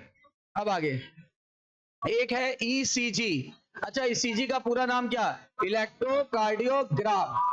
ईसीजी का पूरा नाम पूछे तो आप यही बताना, इलेक्ट्रोकार्डियोग्राफ। लेकिन सुन के आश्चर्य होगा कि जो आपको ये ग्राफ मिल रहा है वो ग्राफ नहीं है, वो ग्राम है, वो ग्राम है। जो आपको ऐसे ऐसे मिलता है जिगजैग जिगजैग, वो इलेक्ट्रोकार्डियोग्राफ नहीं है, ग्राम है, ग्राम। समझे मेरी बात? लेकिन अगर ईसीजी का पूरा नाम बोले तो बताओगे इलेक्ट्रोकार्डियोग्राफ। देखो उन्होंने इसीलिए लिखा है जानबूझ के। कह रहा आपने एक टीवी पर सीरियल में देखा होगा कि कोई भी बंदा है वो हुकअप्ड है। हुकअप्ड है मतलब आपने टीवी में देखा था, प्रेरणा, प्रेरणा वाला, है ना? अरे सुन तो लो पहले पूरी बात। आपने टीवी में अक्सर देखा होगा कि जब भी कभी सीरियस वाला सीन दिखाया जाता है ना, कोई किसी को छोड़ के एकदम से जा रहा होता है तो उसका हार्ट अटैक हो जाता है और कार्डियक अरेस्ट में चला जाता है, वो तुरंत गिर जाता है और वहीं से सीरियल खत्म हो जाता है। अगली बार सीन चालू होता है यहां से, ये वाले से, मॉनिटर से, पीप पीप पीप पीप पीप ऐसे, और एकदम वहां पे डॉक्टर एकदम लगे हुए दबा रहे चेस्ट को, ये है ना? उसके बाद कार्डियक आउटपुट, और वो आयरन जैसा लिए प्रेस, और आयरन जैसा लेते प्रेस जैसा। अरे सुन तो लो पूरी बात। और आयरन जैसा लिए होते प्रेस जैसा, और ऐसे छुआते उछलता है, लेकिन कुछ नहीं होता। डॉक्टर भी उसको कुछ नहीं कर पाते क्योंकि वो कार्डियक अरेस्ट था, चला गया था, हार्ट लाइन यूं यूं बहुत डगमगा रही थी, मतलब ऐसे पीप पीप पीप पीप पीप की तरफ थी, है ना? अब पीप की तरफ थी तो क्या होता है, उतने में प्रेरणा को कॉल जाता है, प्रेरणा को कॉल जाता है। तो प्रेरणा पता है एयरपोर्ट पे होती, फ्लाइट एकदम टेक ऑफ करने वाली होती है, फ्लाइट रुक जाती प्रेरणा के लिए स्पेशली, हमारे बाकी लोगों के लिए नहीं रुकेगी, उसके लिए रुक गई वो बंदी। और फिर उसका सीधे सीन दिखाया, ट्रैफिक एकदम जाम था, प्रेरणा दौड़ी दौड़ी अकेले आई। उसके बाद क्या हुआ, हॉस्पिटल का दरवाजा ऐसे खोल के अचानक बोलती, राहुल तुम्हें क्या हो गया, तुम मुझे छोड़ के नहीं जा सकते। और जैसे उसने 2-3 बार मारा, उसकी एक आंख चूड़ी टूटी, यहां से खून निकला और एकदम राहुल का ये जो पीप हो रहा था ना, वो फिर से पीप पीप पीप पीप होने लगा। ये था पूरी कहानी इसकी। देखो धड़कन चलने लगी।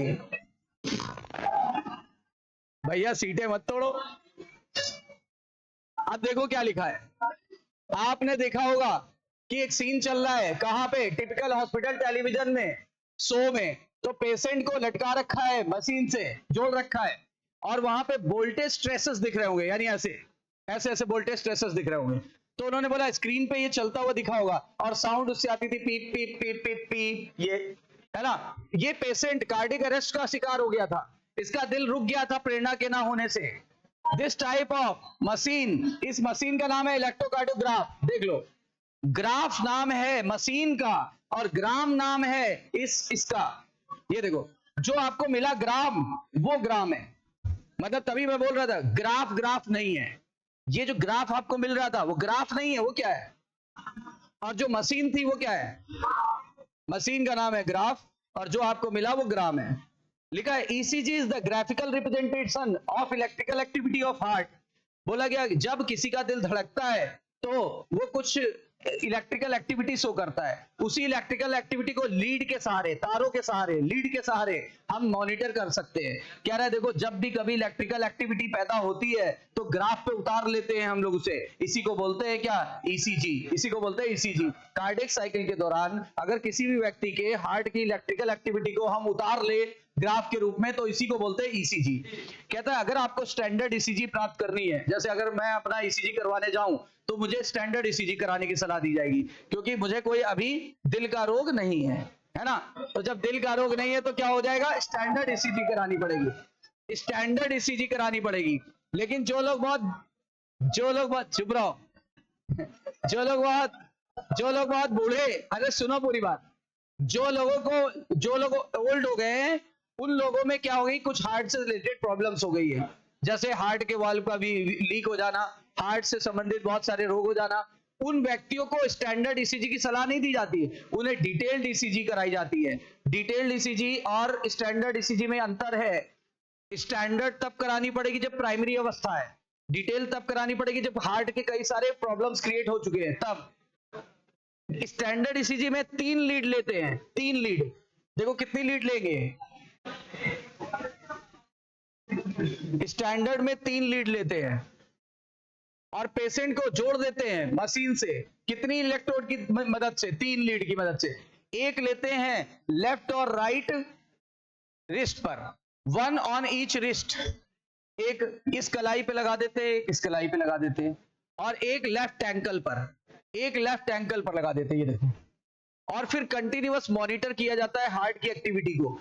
और अगर हमें डिटेल्ड इवैल्यूएशन करना है हार्ट के फंक्शन का तो मल्टीपल लीड्स का प्रयोग किया जाएगा, और ये लगा देते हैं चेस्ट के आगे रीजन पे भी और जरूरत पड़ती तो पीछे रीजन पे भी, तो दोनों जगह लगा दिया जाता है जैसी आवश्यकता हो, एज पर नीड।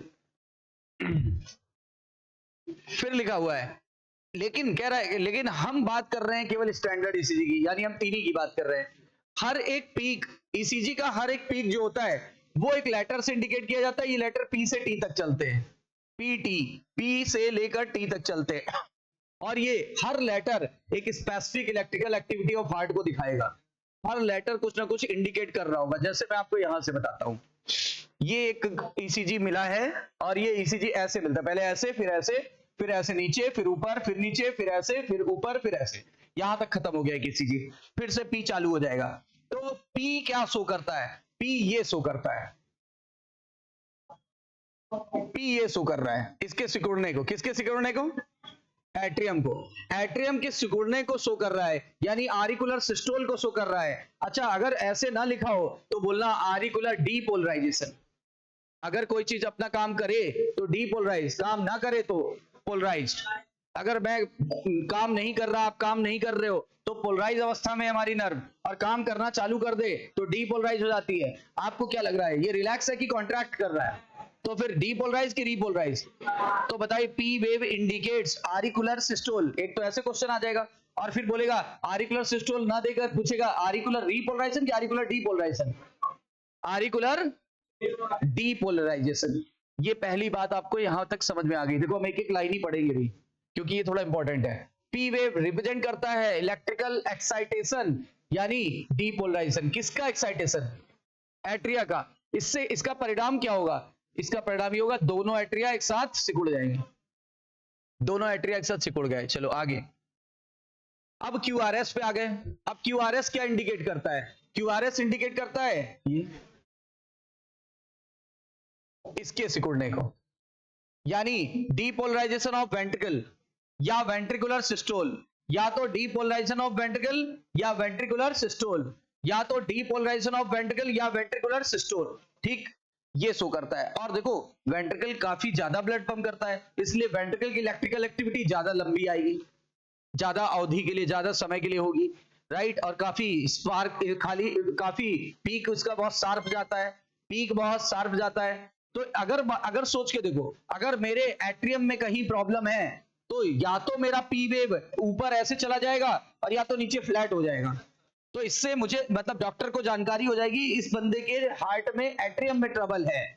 बोलो क्लियर है? अच्छा, अगर किसी का क्यूआरएस ऊपर चला गया, मतलब आपके वेंट्रिकल पर लोड बढ़ गया है, मतलब कहीं ना कहीं ब्लड जमा है आपके उसमें, यानी नसें बंद हो गई हार्ट की, ब्लॉकेज है। अच्छा नीचे आ गया तो भी समझ जाएंगे कि आपका वेंट्रिकल सही से काम नहीं कर रहा, सुचारू रूप से काम नहीं कर रहा है। इसका भी कोई रीजन है, बहुत सारे रीजन होते हैं। आपको कोई रीजन हमारे सिलेबस में नहीं है, पहले था अब नहीं है। बताइए, या तो क्यूआरएस ऊपर चला जाएगा या तो क्यूआरएस नीचे आ जाएगा। ऊपर चला गया मतलब आपके हार्ट में कहीं ब्लॉकेज है, नीचे चला गया मतलब ऑक्सीजन वगैरह सप्लाई नहीं मिल पा रही है वेंट्रिकल को सही से। तो ये दो चीजें हमको समझ में आ गई। तीसरी चीज, आखिरी चीज शो करता है, ये क्या शो करता है? Ventricular relaxation. वेंट्रिकुलर रिलैक्सेशन यानी वेंट्रिकुलर डायस्टोल, यानी वेंट्रिकुलर डीपोलराइजेशन का उल्टा रीपोलराइजेशन। तो आपको टी वेव मिल जाएगा। अब पढ़ के देखिए, क्यूआरएस कॉम्प्लेक्स ये दिखाएगा वेंट्रिकुलर डीपोलराइजेशन, यानी वेंट्रिकल के सिकुड़ने को दिखाएगा। और contraction start shortly after Q mark the beginning of systole. कह रहा है इस कॉन्ट्रैक्शन कहां से स्टार्ट होगा? बिफोर क्यू, फ्रॉम क्यू की आफ्टर क्यू? ये क्वेश्चन आया हुआ है। आफ्टर क्यू, बिफोर क्यू की फ्रॉम द क्यू? हाँ, कॉन्ट्रैक्शन स्टार्ट होगा क्यू के बाद, क्यू के जस्ट बाद स्टार्ट हो जाता है, और वहीं पर शुरुआत होती है वेंट्रिकुलर सिस्टोल की। वेंट्रिकुलर सिस्टोल की शुरुआत वहीं होती है। लास्ट वेव मिला हमको टी वेव। टी वेव क्या दिखाता है कि वेंट्रिकल अपनी ओरिजिनल पोजीशन में पहुंच गया, मतलब एक्साइटेड से नॉर्मल अवस्था में आ गया, मतलब रीपोलराइज हो गया।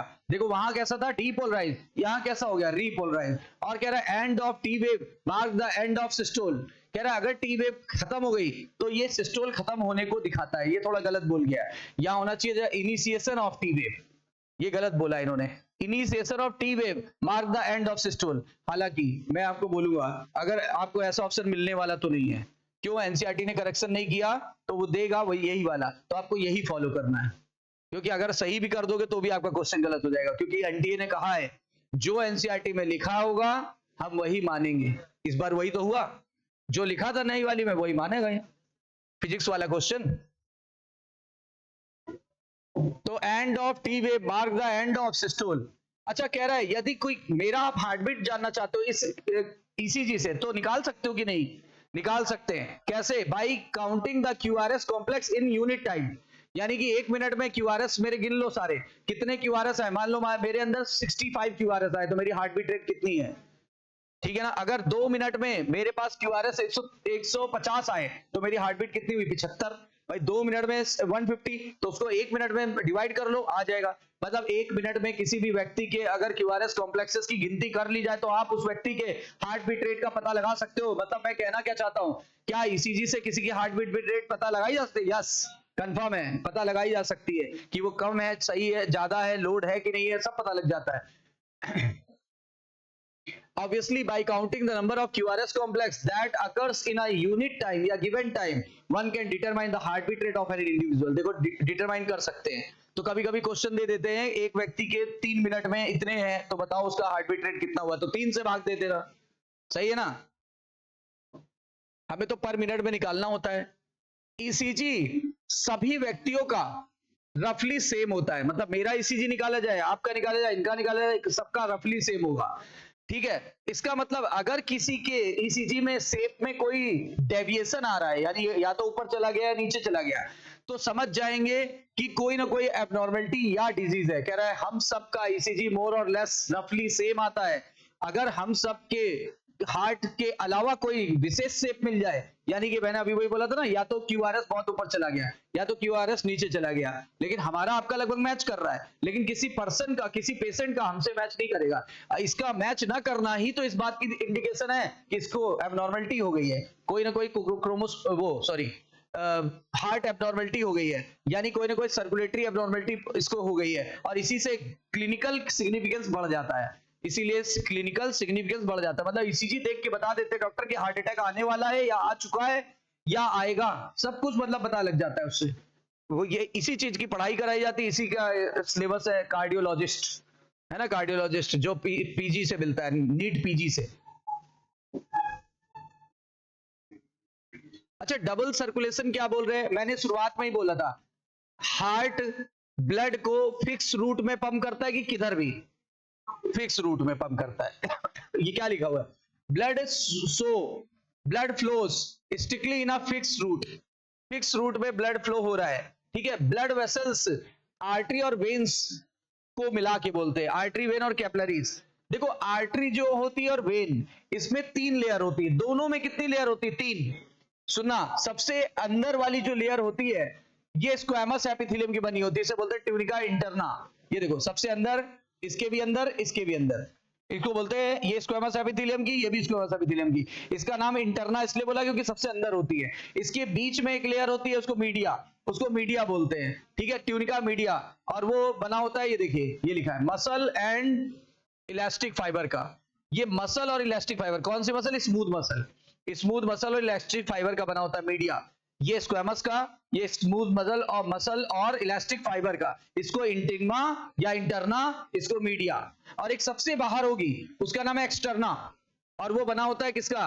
Fibrous connective tissue plus collagen fibre, उसको बोलते हैं ट्यूनिका एक्सटर्ना। ऐसा इसमें भी होता है, ऐसा इसमें भी होता है। तो दोनों में अंतर क्या है? देखो आर्टरी का ये लेयर, बीच वाला लेयर काफी मोटा होता है, आर्टरी का बीच वाला लेयर काफी मोटा होता है, इसीलिए इसका इंटरनल ल्यूमेन काफी सकरा होता है। वेन का ये लेयर काफी पतला होता है, इसीलिए इसका इंटरनल ल्यूमेन काफी चौड़ा होता है। तो मैं कहना ये चाहता हूं, आर्टरी में ज्यादा ब्लड बहेगा कि वेन में? वेन में। और आर्टरी में वाल्व कभी नहीं पाई जाती, वेन में वाल्व पाई जाती है, ठीक है ना। तो कभी भी जब इंजेक्शन दिया जाता है तो या ग्लूकोज चढ़ाया जाता है तो वेन्स में चढ़ाते हैं, ताकि बैकफ्लो ना हो जाए, ताकि बैकफ्लो ना हो जाए। देखिए क्या लिखा है, एज मेंशन अर्लियर, जैसे पहले ही बताया जा चुका है कि राइट एट्रियम। अब देखो इसको थोड़ा सा समझा देते हैं तो क्लियर होगा, यहां समझिए, रुकिए अगले पेज पे, यहां जगह ज्यादा मिलेगी। ये है हार्ट, इसका नाम राइट एट्रियम, ये लेफ्ट एट्रियम, सॉरी हाँ सही है, ये राइट वेंट्रिकल, ये लेफ्ट वेंट्रिकल, ये ट्राई, ये बाइकस्पिड, ये पल्मोनरी आर्टरी, ये एरोटा, ये वेना केवा, ये पल्मोनरी वेन, पल्मोनरी वेन। अब जरा ध्यान दीजिएगा क्या कहना चाह रहा है। यहां वाल्व है नहीं, यहां वाल्व है नहीं, ठीक है ना, यहां ट्राइकस्पिड है, ये बाइकस्पिड है, ये सेमिल्यूनर, ये सेमिल्यूनर, नाम सबका आप जानते हो। जरा एक बार मैं आपके मेमोरी के लिए लिख देता हूं, vena cava, pulmonary vein, pulmonary artery, ठीक है ना, एरोटा। इधर है डीऑक्सीनेटेड ब्लड और इधर है ऑक्सीनेटेड ब्लड, इतना आप जानते हो। अब देखो यहां से जो ब्लड आ रहा है, ये आ रहा है फ्रॉम बॉडी, ये बॉडी से ब्लड आ रहा है। बॉडी का डीऑक्सीनेटेड ब्लड कहां आया? वेना केवा में, और वेना केवा ने इसे कहां पंप कर दिया? राइट एट्रियम के द्वारा ये कहां आ गया? लेफ्ट एट्रियम के द्वारा कहां आ गया? यहां आ गया ना, लेफ्ट वेंट्रिकल के द्वारा कहां आ गया? पल्मोनरी आर्टरी, यहां आ गया ना, यहां आ गया। तो इधर कौन सा ब्लड फ्लो कर रहा है? डीऑक्सीनेटेड की ऑक्सीजनेटेड? डीऑक्सीनेटेड, ठीक, ये बात यहां की हमने देख ली। अब ये ब्लड ऑक्सीजनेट होने कहां जाएगा? ये जाएगा लंग्स में, ये लंग्स में चला गया। ये जो ब्लड आ रहा है बॉडी से डीऑक्सीनेटेड, ये यहां से होते हुए इस वाल्व के द्वारा, यहां से होते हुए इस वाल्व के द्वारा, यहां से होते हुए लंग्स में पहुंच गया। लंग्स ने इसको ऑक्सीजनेट कर दिया कि डीऑक्सीनेट कर दिया? लंग्स ने इसे ऑक्सीजनेट कर दिया। ऑक्सीजनेट होने के बाद ये कहां पहुंचेगा? पल्मोनरी वेन में पहुंच गया, पल्मोनरी वेन में पहुंच गया। अब पल्मोनरी वेन में से कहां आ गया? लेफ्ट वेंट्रिकल से कहां आ गया? लेफ्ट वेंट्रिकल से कहां चला जाएगा? एरोटा, और एरोटा से ये कहां सप्लाई कर दिया जाएगा? एरोटा से बॉडी में सप्लाई कर दिया जाएगा। तो ये पूरा 2 सर्किट यहां दिख रहे हैं। एक सर्किट यहां से चालू होता है, पंपिंग से चालू करो और रिसीविंग तक लेके आके छोड़ो। पंपिंग हमेशा वेंट्रिकल करता है, रिसीविंग हमेशा एट्रियम करता है। तो देखो जैसे यहां सुनो, deoxygenated blood from right ventricle कहां आया? पल्मोनरी आर्टरी से, लंग से, पल्मोनरी वेन से। इस पूरे पाथ को जो मैं नाम फिर से दोहरा दे रहा हूं, deoxygenated blood pumped from right ventricle now comes in pulmonary artery, अब lungs से pulmonary vein से left atrium तक आया। ये कौन सा ब्लड की बात कर रहे हैं? deoxygenated blood ऑक्सीजनेट होके आया। इस सर्कुलेशन में बीच में कौन आ रहा है? इसे पल्मोनरी सर्कुलेशन कहते हैं। कौन सा सर्कुलेशन बोलते हैं? पल्मोनरी। अब जरा चेक करो, यहां से कौन सा ब्लड पंप हो रहा है? ऑक्सीजनेटेड। कहां आया? अब सुनना, अब थोड़ा ब्रेक लेंगे। एरोटा पतला हो जाता है, आर्टरी बन गई, आर्टरी और पतली हो गई, आर्टीरियोल बन गया, आर्टीरियोल और पतला हो गया, कैपिलरी बन गई। हर एक कैपिलरी टिश्यू के संपर्क में हो रहती है, वहीं से चीजों का एक्सचेंज होता रहता है। फिर जब ये कैपिलरी फिर से मोटी हो गई तो इसे बोलने लगे वेन्योल। वेन्योल और मोटा हो गया, वेन और मोटी हो गई, वेना केवा। तो कहने का तात्पर्य क्या है? यहां से जो एरोटा निकला फिर वो पहले आर्टीरियोल में डिवाइड हुआ, आर्टरी में, आर्टरी से आर्टीरियोल में, आर्टीरियोल से कैपिलरी में, कैपिलरी से ही एक्सचेंज ऑफ मटेरियल हो गया। फिर क्या बना? वेन्योल। फिर क्या बना? वेन। फिर क्या बना? ये रहा वेना केवा। यानी यहां से लेके यहां तक के बीच में ये देखो, यहां एरोटा से चालू हुए, वेना केवा पे खत्म हो गए। सही है? इस सर्कुलेशन को पता है क्या बोलते हैं? जो यहां से चालू हुआ यहां पे जाके खत्म हुआ, इसे बोलते हैं सिस्टेमिक सर्कुलेशन। और इस तरह के हार्ट को बोलते हैं डबल सर्किट हार्ट, और इस तरह के हार्ट को डबल सर्किट हार्ट बोलते हैं। एक पल्मोनरी सर्कुलेशन और दूसरा सिस्टेमिक सर्कुलेशन। एक में डीऑक्सीनेटेड ब्लड ऑक्सीजनेट होगा। देखो लंग्स पल्मोनरी सर्कुलेशन का काम था डीऑक्सीनेटेड ब्लड को क्या कर देना? ऑक्सीजनेट। और इसका क्या काम था? इसका ऑक्सीजनेटेड ब्लड को डीऑक्सीनेट कर देना। यही लिखा है यहां पे, मैं एक बार पढ़ देता हूं जल्दी से। देखो क्या लिखा था, पल्मोनरी आर्टरी वेयर क्या लिखा है? ब्लड पंप होता है राइट वेंट्रिकल से पल्मोनरी आर्टरी में, जबकि लेफ्ट वेंट्रिकल पंप करता है कहां पे? एरोटा में। यही था ना? कह रहा है डीऑक्सीनेटेड ब्लड पंप किया गया पल्मोनरी आर्टरी में, और फिर वो पास कर दिया गया कहां? लंग्स को। From where oxygenated blood carried by pulmonary vein to the left atrium. Pulmonary vein से चला गया लेफ्ट एट्रियम तक। This pathway constitutes the pulmonary circulation. इस तरह के पाथवे को क्या बोलते हैं? Pulmonary circulation. अब जो ऑक्सीजनेटेड ब्लड था वो एरोटा से आया, और एरोटा से आने के बाद एक आर्टरी में बटा, आर्टरियोल में बट गया, कैपिलरी में बट गया, टिश्यू को उसने सप्लाई कर दिया। उसके बाद जबकि डीऑक्सीनेटेड ब्लड वो टिश्यू से आ गया कहां पे? वेन्योल में। वेन्योल से कहां आ गया? वेन में। वेन से कहां गया? Vena cava. वेना केवा कहां पे खुल गया? इस पाथवे को हमने क्या नाम दिया था? Systemic circulation. The systemic circulation provides the nutrient and oxygen और other essential substance to the tissue. मैं बोला था ना यहीं पे एक्सचेंज हो जाता है। इंपॉर्टेंट चीजें दे दी गई और कचरा ले आया गया। कह रहे हैं कचरा ले आया गया, इंपॉर्टेंट चीजें सप्लाई कर दी। O2 इंपॉर्टेंट है, CO2 कचरे में आएगा। कह रहा है एक और कनेक्शन होता है हमारे GIT और लीवर के बीच में। जितने वर्टिब्रेट्स होते हैं, जितने वर्टिब्रेट्स होते हैं इंक्लूडिंग ह्यूमन बीइंग, सबके पेट से एक ब्लड वेसल निकलती है यानी GIT से, और लिवर तक के जाती है। इसको बोलते हैं hepatic portal system. Hepatic portal system, और सारे वर्टिब्रेट में होती है। ये देखो कह रहा है इसको बोलते हैं hepatic portal system. Hepatic portal vein क्या करती है? हिपैटिक पोर्टल वेन जो होती है ये ब्लड को लाती है इंटेस्टाइन से, और कहां तक लाती है? लिवर्स तक, before deliver the systemic circulation. मतलब इंटेस्टाइन का ब्लड सीधे हार्ट में नहीं आता, पहले लिवर में जाएगा और फिर हार्ट में आएगा। उससे फायदा क्या हुआ? जो पचा कुचा खाना है वो सब पहले लिवर में जाता है। लिवर मेटाबॉलिक फैक्ट्री का सबसे बड़ा हब है, लिवर मेटाबॉलिज्म का सबसे बड़ा हब है। इसीलिए अगर किसी का लिवर फेल हो जाता है बाय अल्कोहलिज्म तो कभी व्यक्ति जीवित नहीं रहता है। देखा होगा लिवर फेल, मरा, क्योंकि लिवर मेटाबॉलिक हब है भैया। कम से कम हजारों रिएक्शन, कम से कम बता रहा हूं हजारों रिएक्शन वहां एट ए टाइम चलती है। कम से कम बता रहा हूं हजारों रिएक्शन। हमारी बॉडी में 5000 रिएक्शन एट ए टाइम चल रही है, तो करीब 1.5-2 हजार रिएक्शन तो वहां अकेले एट ए टाइम चलती है। इतनी तेज काम करता, इतना बड़ा मेटाबॉलिक हब है। स्पेशल कोरोनरी सिस्टम भी होता है, मतलब ऐसा समझो ये हमारा हार्ट है। अच्छा, हार्ट सबको खाना दे रहा है, सबको न्यूट्रिएंट्स दे रहा है, सबको खून दे रहा है, सबको ऑक्सीजन दे रहा है, सबसे CO2 ला रहा है। क्या खुद की मसल्स को इसको नहीं चाहिए? क्या खुद की मसल्स को इनको नहीं चाहिए? इनकी मसल को खुद भी चाहिए ना। तो हार्ट अपने आप को भी सप्लाई करता है। इसी सप्लाई को बोलते हैं कोरोनरी सप्लाई। कोरोनरी सप्लाई, देखो अगर इस सप्लाई में कहीं बाधा आ गई, या इसी में यही वाली नस अगर जाम हो जाती है, यही वाली नस अगर जाम हो जाती है, तो हार्ट अपनी मसल को सप्लाई नहीं कर पाता जरूरी पदार्थ, इसलिए हार्ट वीक होने लगता है, कमजोर होने लगता है। इसी से हो जाता है हार्ट अटैक। हार्ट अटैक, यही तो है हार्ट अटैक, हार्ट पर अटैक हो गया, हार्ट को खुद को खाना नहीं मिल रहा है क्योंकि उसकी नसें जाम हो गई, इसी को बोलते हैं कोरोनरी आर्टरी डिजीज। ये देखो CAD लिखा हुआ है। एक स्पेशल कोरोनरी सिस्टम होता है जो ब्लड वेसल का बना होता है, ये हमारी बॉडी में एक्सक्लूसिवली किसके लिए होता है, ब्लड सप्लाई करता है टू द कार्डियक मसल। अगर इसी में दिक्कत आ गई तो हार्ट की मसल को ब्लड सप्लाई नहीं होगा, ऑक्सीजन सप्लाई नहीं होगा और हार्ट की मसल धीरे धीरे कमजोर हो जाएंगी, इसी से हार्ट फेल हो जाएगा।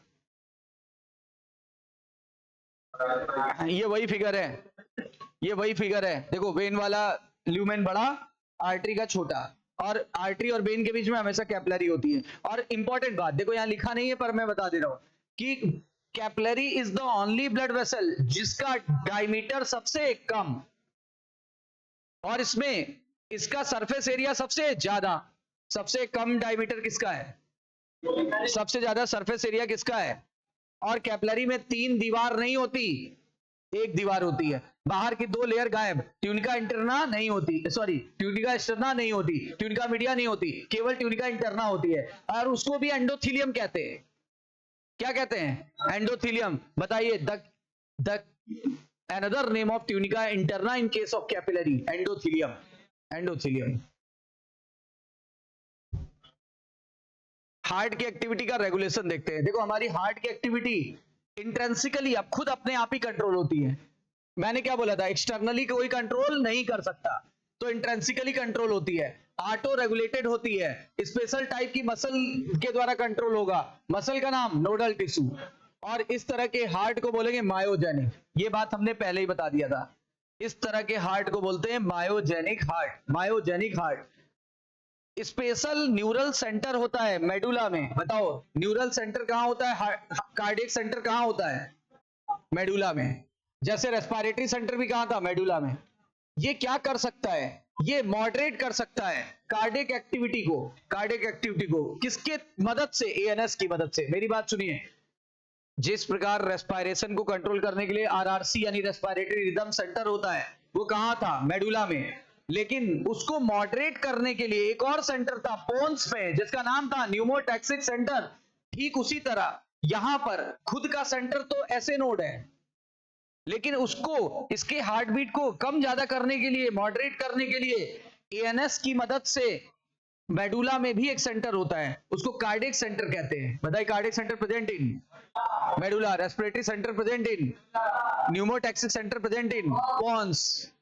ठीक है, जब नर्वस न्यूरल सिग्नल या नर्वस सिग्नल इस वाले नर्व से आएगा, ANS के सिंपैथेटिक से आएगा, तो पता क्या हो जाता है, तो एड्रीनलिन निकलने लगता है। क्या निकलने लगता है, एड्रीनलिन, एड्रीनलिन या एपिनेफ्रिन बोलते हैं। और आपको पता है ये कि इमरजेंसी हार्मोन है, फाइट फ्लाइट और फ्लाइट हार्मोन है, फाइट फ्लाइट और फ्लाइट हार्मोन है। यानी ये क्या करेगा, ये हमारे अंदर ऐसी सिचुएशन पैदा कर देगा जिससे हम इमरजेंसी से लड़ सके।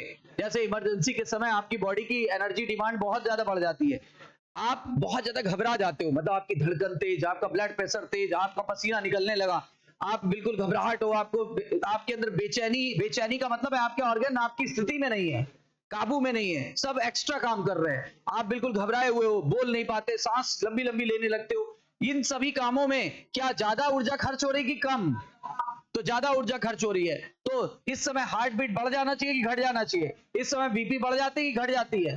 तो देख लो, ये काम एड्रीनलिन की मदद से होता है। वो लास्ट में लिख रहा है, ये देखो, एड्रीनल मेडुलरी हार्मोन्स यानी एड्रीनलिन हार्ट बीट को और कार्डियक आउटपुट को बढ़ा देते हैं। तो देखो लिखा है हार्ट बीट रेट बढ़ गई, हार्ट का स्ट्रेंथ ऑफ वेंट्रिकल कॉन्ट्रैक्शन बढ़ गया, इसलिए हार्ट बीट बढ़ी, स्ट्रोक वॉल्यूम बढ़ा, तो कार्डियक आउटपुट भी बढ़ जाएगा। पता है इमरजेंसी के समय हम सबका कार्डियक आउटपुट 5 लीटर ना होकर के 5 से ज्यादा होगा। कितना ज्यादा होगा ये नहीं कह सकते, पर 5 से ज्यादा होगा। ठीक है, कौन सा हार्मोन उसको ज्यादा करेगा, एड्रीनल मेडुला से निकलता है एड्रीनलिन, वो ज्यादा करेगा। जबकि अभी आप सब सामान्य हालत में हो, सामान्य हालत में है तो इस समय सिंपैथेटिक नहीं काम करेगा, उसके पैरेलल वाला काम करेगा पैरासिम्पैथेटिक। कह रहा है दूसरी तरफ पैरासिम्पैथेटिक नर्वस सिस्टम, ये एक दूसरा कंपोनेंट है ANS का, ये क्या करेगा, जब इमरजेंसी खत्म हो जाती है, जब इमरजेंसी खत्म हो जाती तो आप सामान्य हालत में आने लगते हो, आपका हार्ट बीट कम होने लगता है, आपका बीपी कम होने लगता है, आपका पसीना कम होने लगता है, आपकी घबराहट कम होने लगती है, आपकी बेचैनी कम होने लगती है। तो ये सब सारा कौन करेगा? पैरासिम्पैथेटिक। ये डिक्रीज कर देगा हार्ट बीट रेट को और speed of conduction of action को भी रोक देगा and thereby cardiac output. इस तरह से इससे कार्डियक आउटपुट को भी रोक दिया। ये काम किया था एड्रीनलिन ने, नहीं किया ये काम। ये काम करता है एसिटाइल कोलिन, लिखा नहीं एनसीईआरटी ने। बताओ पैरासिम्पैथेटिक को कौन असिस्ट कर रहा है और सिंपैथेटिक को कौन असिस्ट करता है? एड्रीनलिन। इमरजेंसी हार्मोन किसे बोलते हैं? सिंपैथेटिक को, वो एड्रीनलिन को कि एसिटाइल कोलिन को? राइट। ये आखिरी चीज है, बस डिजीज हो गया तो 2 क्वेश्चन करा दे, काम खत्म। हाई बीपी यानी क्या? हाइपरटेंशन। हाइपरटेंशन का मतलब होता है नॉर्मल व्यक्ति का बीपी होना चाहिए 120/80, 120/80। अगर बार बार हम किसी व्यक्ति का प्रेशर मेजर करें तो 2 प्रेशर होता है, एक सिस्टोलिक और एक डायस्टोलिक। देखो, एक सिस्टोलिक एक डायस्टोलिक। जब हार्ट सिकुड़ता है तो सिस्टोलिक, जब हार्ट फैलता है तो डायस्टोलिक। जब हार्ट का वेंट्रिकल सिकुड़ता है तो सिस्टोलिक, जब हार्ट का वेंट्रिकल फैलता है तो डायस्टोलिक। फाइनली बताइए 2 प्रेशर आएगा, एक डायस्टोलिक प्रेशर, एक सिस्टोलिक। ये जो ज्यादा वाला है ये सिस्टोलिक है, ये जो कम वाला है डायस्टोलिक है। पहले हमेशा ज्यादा वाला लिखते हैं फिर कम वाला। क्या सही है? 80 से 120 की 120 से 80? 120 से 80। यदि किसी व्यक्ति का बीपी बार बार मेजर करें और 140 से ऊपर आ जाए, 140 90 से ऊपर चला जाए, ऊपर वाला लेवल 140 से ऊपर चला जाए, नीचे वाला लेवल 80 के बजाय 90 या उससे ऊपर हो जाए, तो इस व्यक्ति को हम समझ जाएंगे कि इस व्यक्ति को हाइपरटेंशन है। और इस हालत में 3 वाइटल ऑर्गन नष्ट होने लगते हैं। 3 वाइटल ऑर्गन। अच्छा, पहला खुद हार्ट, दूसरा किडनी फेल हो जाएगी, तीसरा ब्रेन हेमरेज हो जाएगा। तो 3 वाइटल ऑर्गन बीपी से सबसे ज्यादा इफेक्ट करते हैं। देखा होगा, पैरालिसिस बीपी की वजह से होता है, ब्रेन की नसें खराब हो जाती है, ब्रेन हेमरेज बीपी की वजह से होता है, हार्ट की प्रॉब्लम बीपी की वजह से होती है। कैट अभी बताया था, कोरोनरी आर्टरी में अक्सर किसी चीज का ब्लॉकेज हो जाना, एथेरोस्क्लेरोसिस बोलते हैं। यहां पे क्या क्या इकट्ठा हो गया? Calcium, fat, cholesterol, fibre. इस वजह से आर्टरी नैरो हो गई और इस वजह से हार्ट अटैक हो जाएगा। हार्ट अटैक का मुख्य कारण यही है। अब देखो, एंजाइना का पूरा नाम है एंजाइना पेक्टोरिस। इसमें एक्यूट चेस्ट पेन होता है, यानी भयंकर चेस्ट पेन होगा और इसका मेन कारण होता है आपके हार्ट में ऑक्सीजन की सप्लाई का हैम्पर्ड हो जाना, मतलब ऑक्सीजन की सप्लाई सही से ना हो पाना। इससे हार्ट की मसल कमजोर हो जाएगी और इस तरह से ये मैन और ह्यूमन दोनों में हो सकता है, वो भी किसी भी उम्र में, लेकिन ज्यादा कॉमन है मिडिल एज में और एल्डर में, मिडिल एज और एल्डर में। और इस कंडीशन से ब्लड फ्लो अफेक्टेड हो जाता है। तो ये हो गया। अब एक है हार्ट फेल्योर, एक है हार्ट अटैक, एक है कार्डियक अरेस्ट। देखो, पहले एक एक को समझते हैं। हार्ट फेल्योर का मतलब क्या होता है? आपका हार्ट आपको 5 लीटर ब्लड 1 मिनट में सप्लाई कर देना चाहिए, लेकिन अब वो आपका हार्ट कमजोर हो गया है तो 5 लीटर सप्लाई ही नहीं कर पा रहा है, 3 लीटर कर रहा है या 3.5 लीटर कर रहा है या 4 लीटर कर रहा है, लेकिन 5 नहीं कर रहा है। इसको बोलते हैं हार्ट फेल्योर। क्या होता है हार्ट फेल्योर का मतलब? क्या होता है? Stage of heart when it is not pumping blood effectively enough to meet the need of body. मतलब जितनी बॉडी में आवश्यकता है उतनी बॉडी में ब्लड पंप नहीं कर पा रहा है, इसको बोलते हैं हार्ट फेल्योर। कभी कभी क्या हो जाता है? कंजेशन हो जाता है। कंजेशन मतलब सांस लेने में भी दिक्कत आने लगती है। कभी कभी हमारे लंग्स में कंजेशन हो जाता है, इसको बोलते हैं कंजेस्टिव हार्ट फेल्योर। ये देखो, सांस उखड़ने लगती है इसमें। Congestion of lungs is one of the main symptoms of the disease. मतलब अगर सांस भी उखड़ने लगे, हार्ट पे आदमी हार्ट को दबाए हुआ है, सीवियर दर्द हो रहा है, यानी ये हार्ट फेल्योर तो है ही है, लेकिन साथ में कह रहा है मेरी सांस उखड़ रही है, तो ये कंजेस्टिव हार्ट फेल्योर है, यानी बहुत खतरनाक होता है। ये तुरंत डेथ हो जाती है इससे अगर जरा भी लापरवाही हुई तो। अब हार्ट फेल्योर और कार्डियक अरेस्ट अलग अलग चीज है। अच्छा, कार्डियक अरेस्ट में क्या होता है? जब हार्ट बीट करना ही बंद हो जाए, हार्ट बीट करना ही बंद हो जाए। ऐसा क्यों हो जाता है? एवी नोड फेल हो जाता है, एवी नोड फेल हो गया, सॉरी ऐसे नोड फेल हो गया, ऐसे नोड फेल हो गया तो आगे हार्ट बीट होगी ही नहीं। अच्छा, हार्ट अटैक में क्या हो जाता है? हार्ट अटैक में एवी नोड फेल हो जाता है। जब एवी नोड फेल हो जाएगा तो क्या हो जाता है? Suddenly damage. देखिए, 3 में जरा सा कंफ्यूजन है। आप ऐसे नोड एवी नोड छोड़ दो। आपको मैं पहले ये बताऊं, पहला एनसीईआरटी याद रखनी, उसके बाहर आएगा नहीं। अगर हार्ट जितना ब्लड पंप करना था उतना नहीं कर रहा है, फेल हो रहा है उस काम में, तो हार्ट फेल्योर। अगर लंग्स भी इन्वॉल्व हो गए तो कंजस्टिव हार्ट फेल्योर। एक चीज क्लियर हुई। दूसरी चीज, अगर हार्ट का कंडक्टिंग सिस्टम ही फेल हो जाए तो हार्ट अपना हार्ट बीट नहीं कर पाएगा, इसको बोलते हैं कार्डियक अरेस्ट। देखो लिखा, heart failure is not same as cardiac arrest when the heart stop beating. अच्छा, फिर हार्ट अटैक क्या होता है? हार्ट अटैक में होता है जितना ब्लड अभी सप्लाई कर रहा था हार्ट अपने वाल को, अपने कोरोनरी आर्टरी द्वारा अपने आप को खुद को सप्लाई कर रहा था, उतना खुद को सप्लाई नहीं कर पा रहा है, उससे हो जाएगा हार्ट अटैक। ये देखो, हार्ट अटैक, जितना खुद को चाहिए उतना नहीं कर पा रहा है, यानी कैड की वजह से ये होगा, कैड की वजह से ये होगा। हो गया तीनों।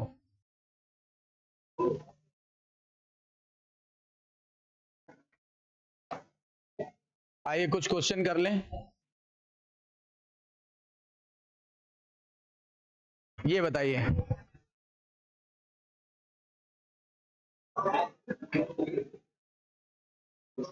इन which of following type of heart correctly match respective group of animal.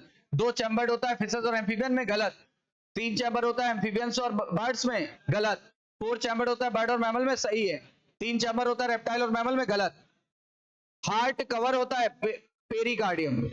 Heart कैसे कवर होता है? Pericardium.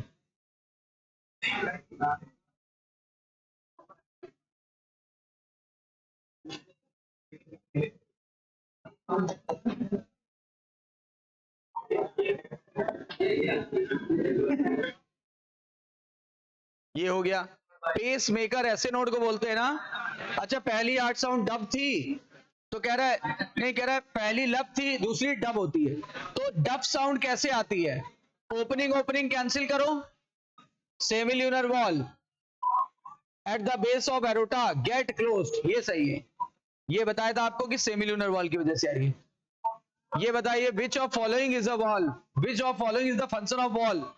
Prevent the back flow from ventricle to atrium, यानी बैक फ्लो को रोकना, प्रिवेंट द बैक फ्लो। ठीक है, अब आगे।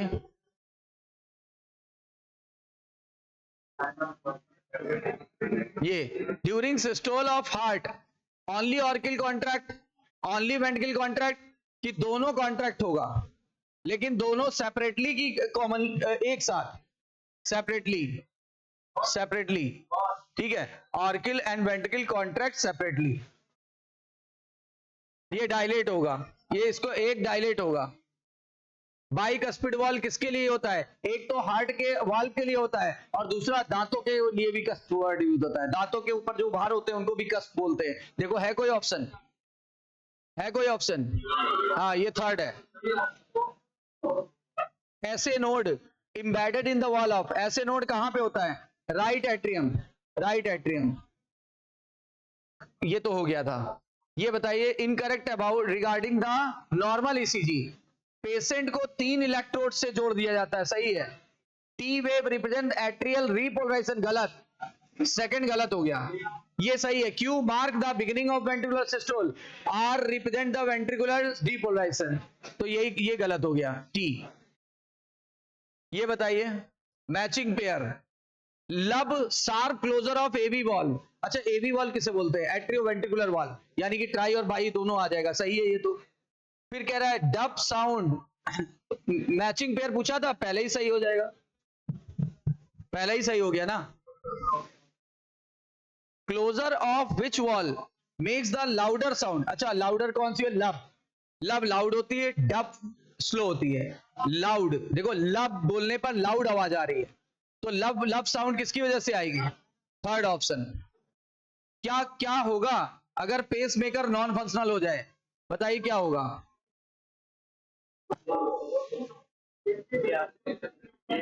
यानी ये होगा, the cardiac muscle do not contract in a coordinated manner rhythmically. बोला भी था कि सही से रिदम नहीं कर पाएगा, सही से रिदम नहीं कर पाएगा। कह रहे कौन कौन सी घटनाएं एक साथ होंगी? कौन कौन सी घटनाएं एक साथ होंगी? कौन सा सेट एक साथ होगा? ऑरिकुलर डीपोलराइजेशन नहीं, ventricular depolarization auricular systole, auricular depolarization ventricular diastole और ऑरिकुलर सिस्टोल। नहीं, वेंट्रिकुलर सिस्टोल ऑरिकुलर डायस्टोल होना चाहिए। अरे auricular ventricular systole auricular diastole है किसी ऑप्शन में? हाँ सेकंड है ना ये।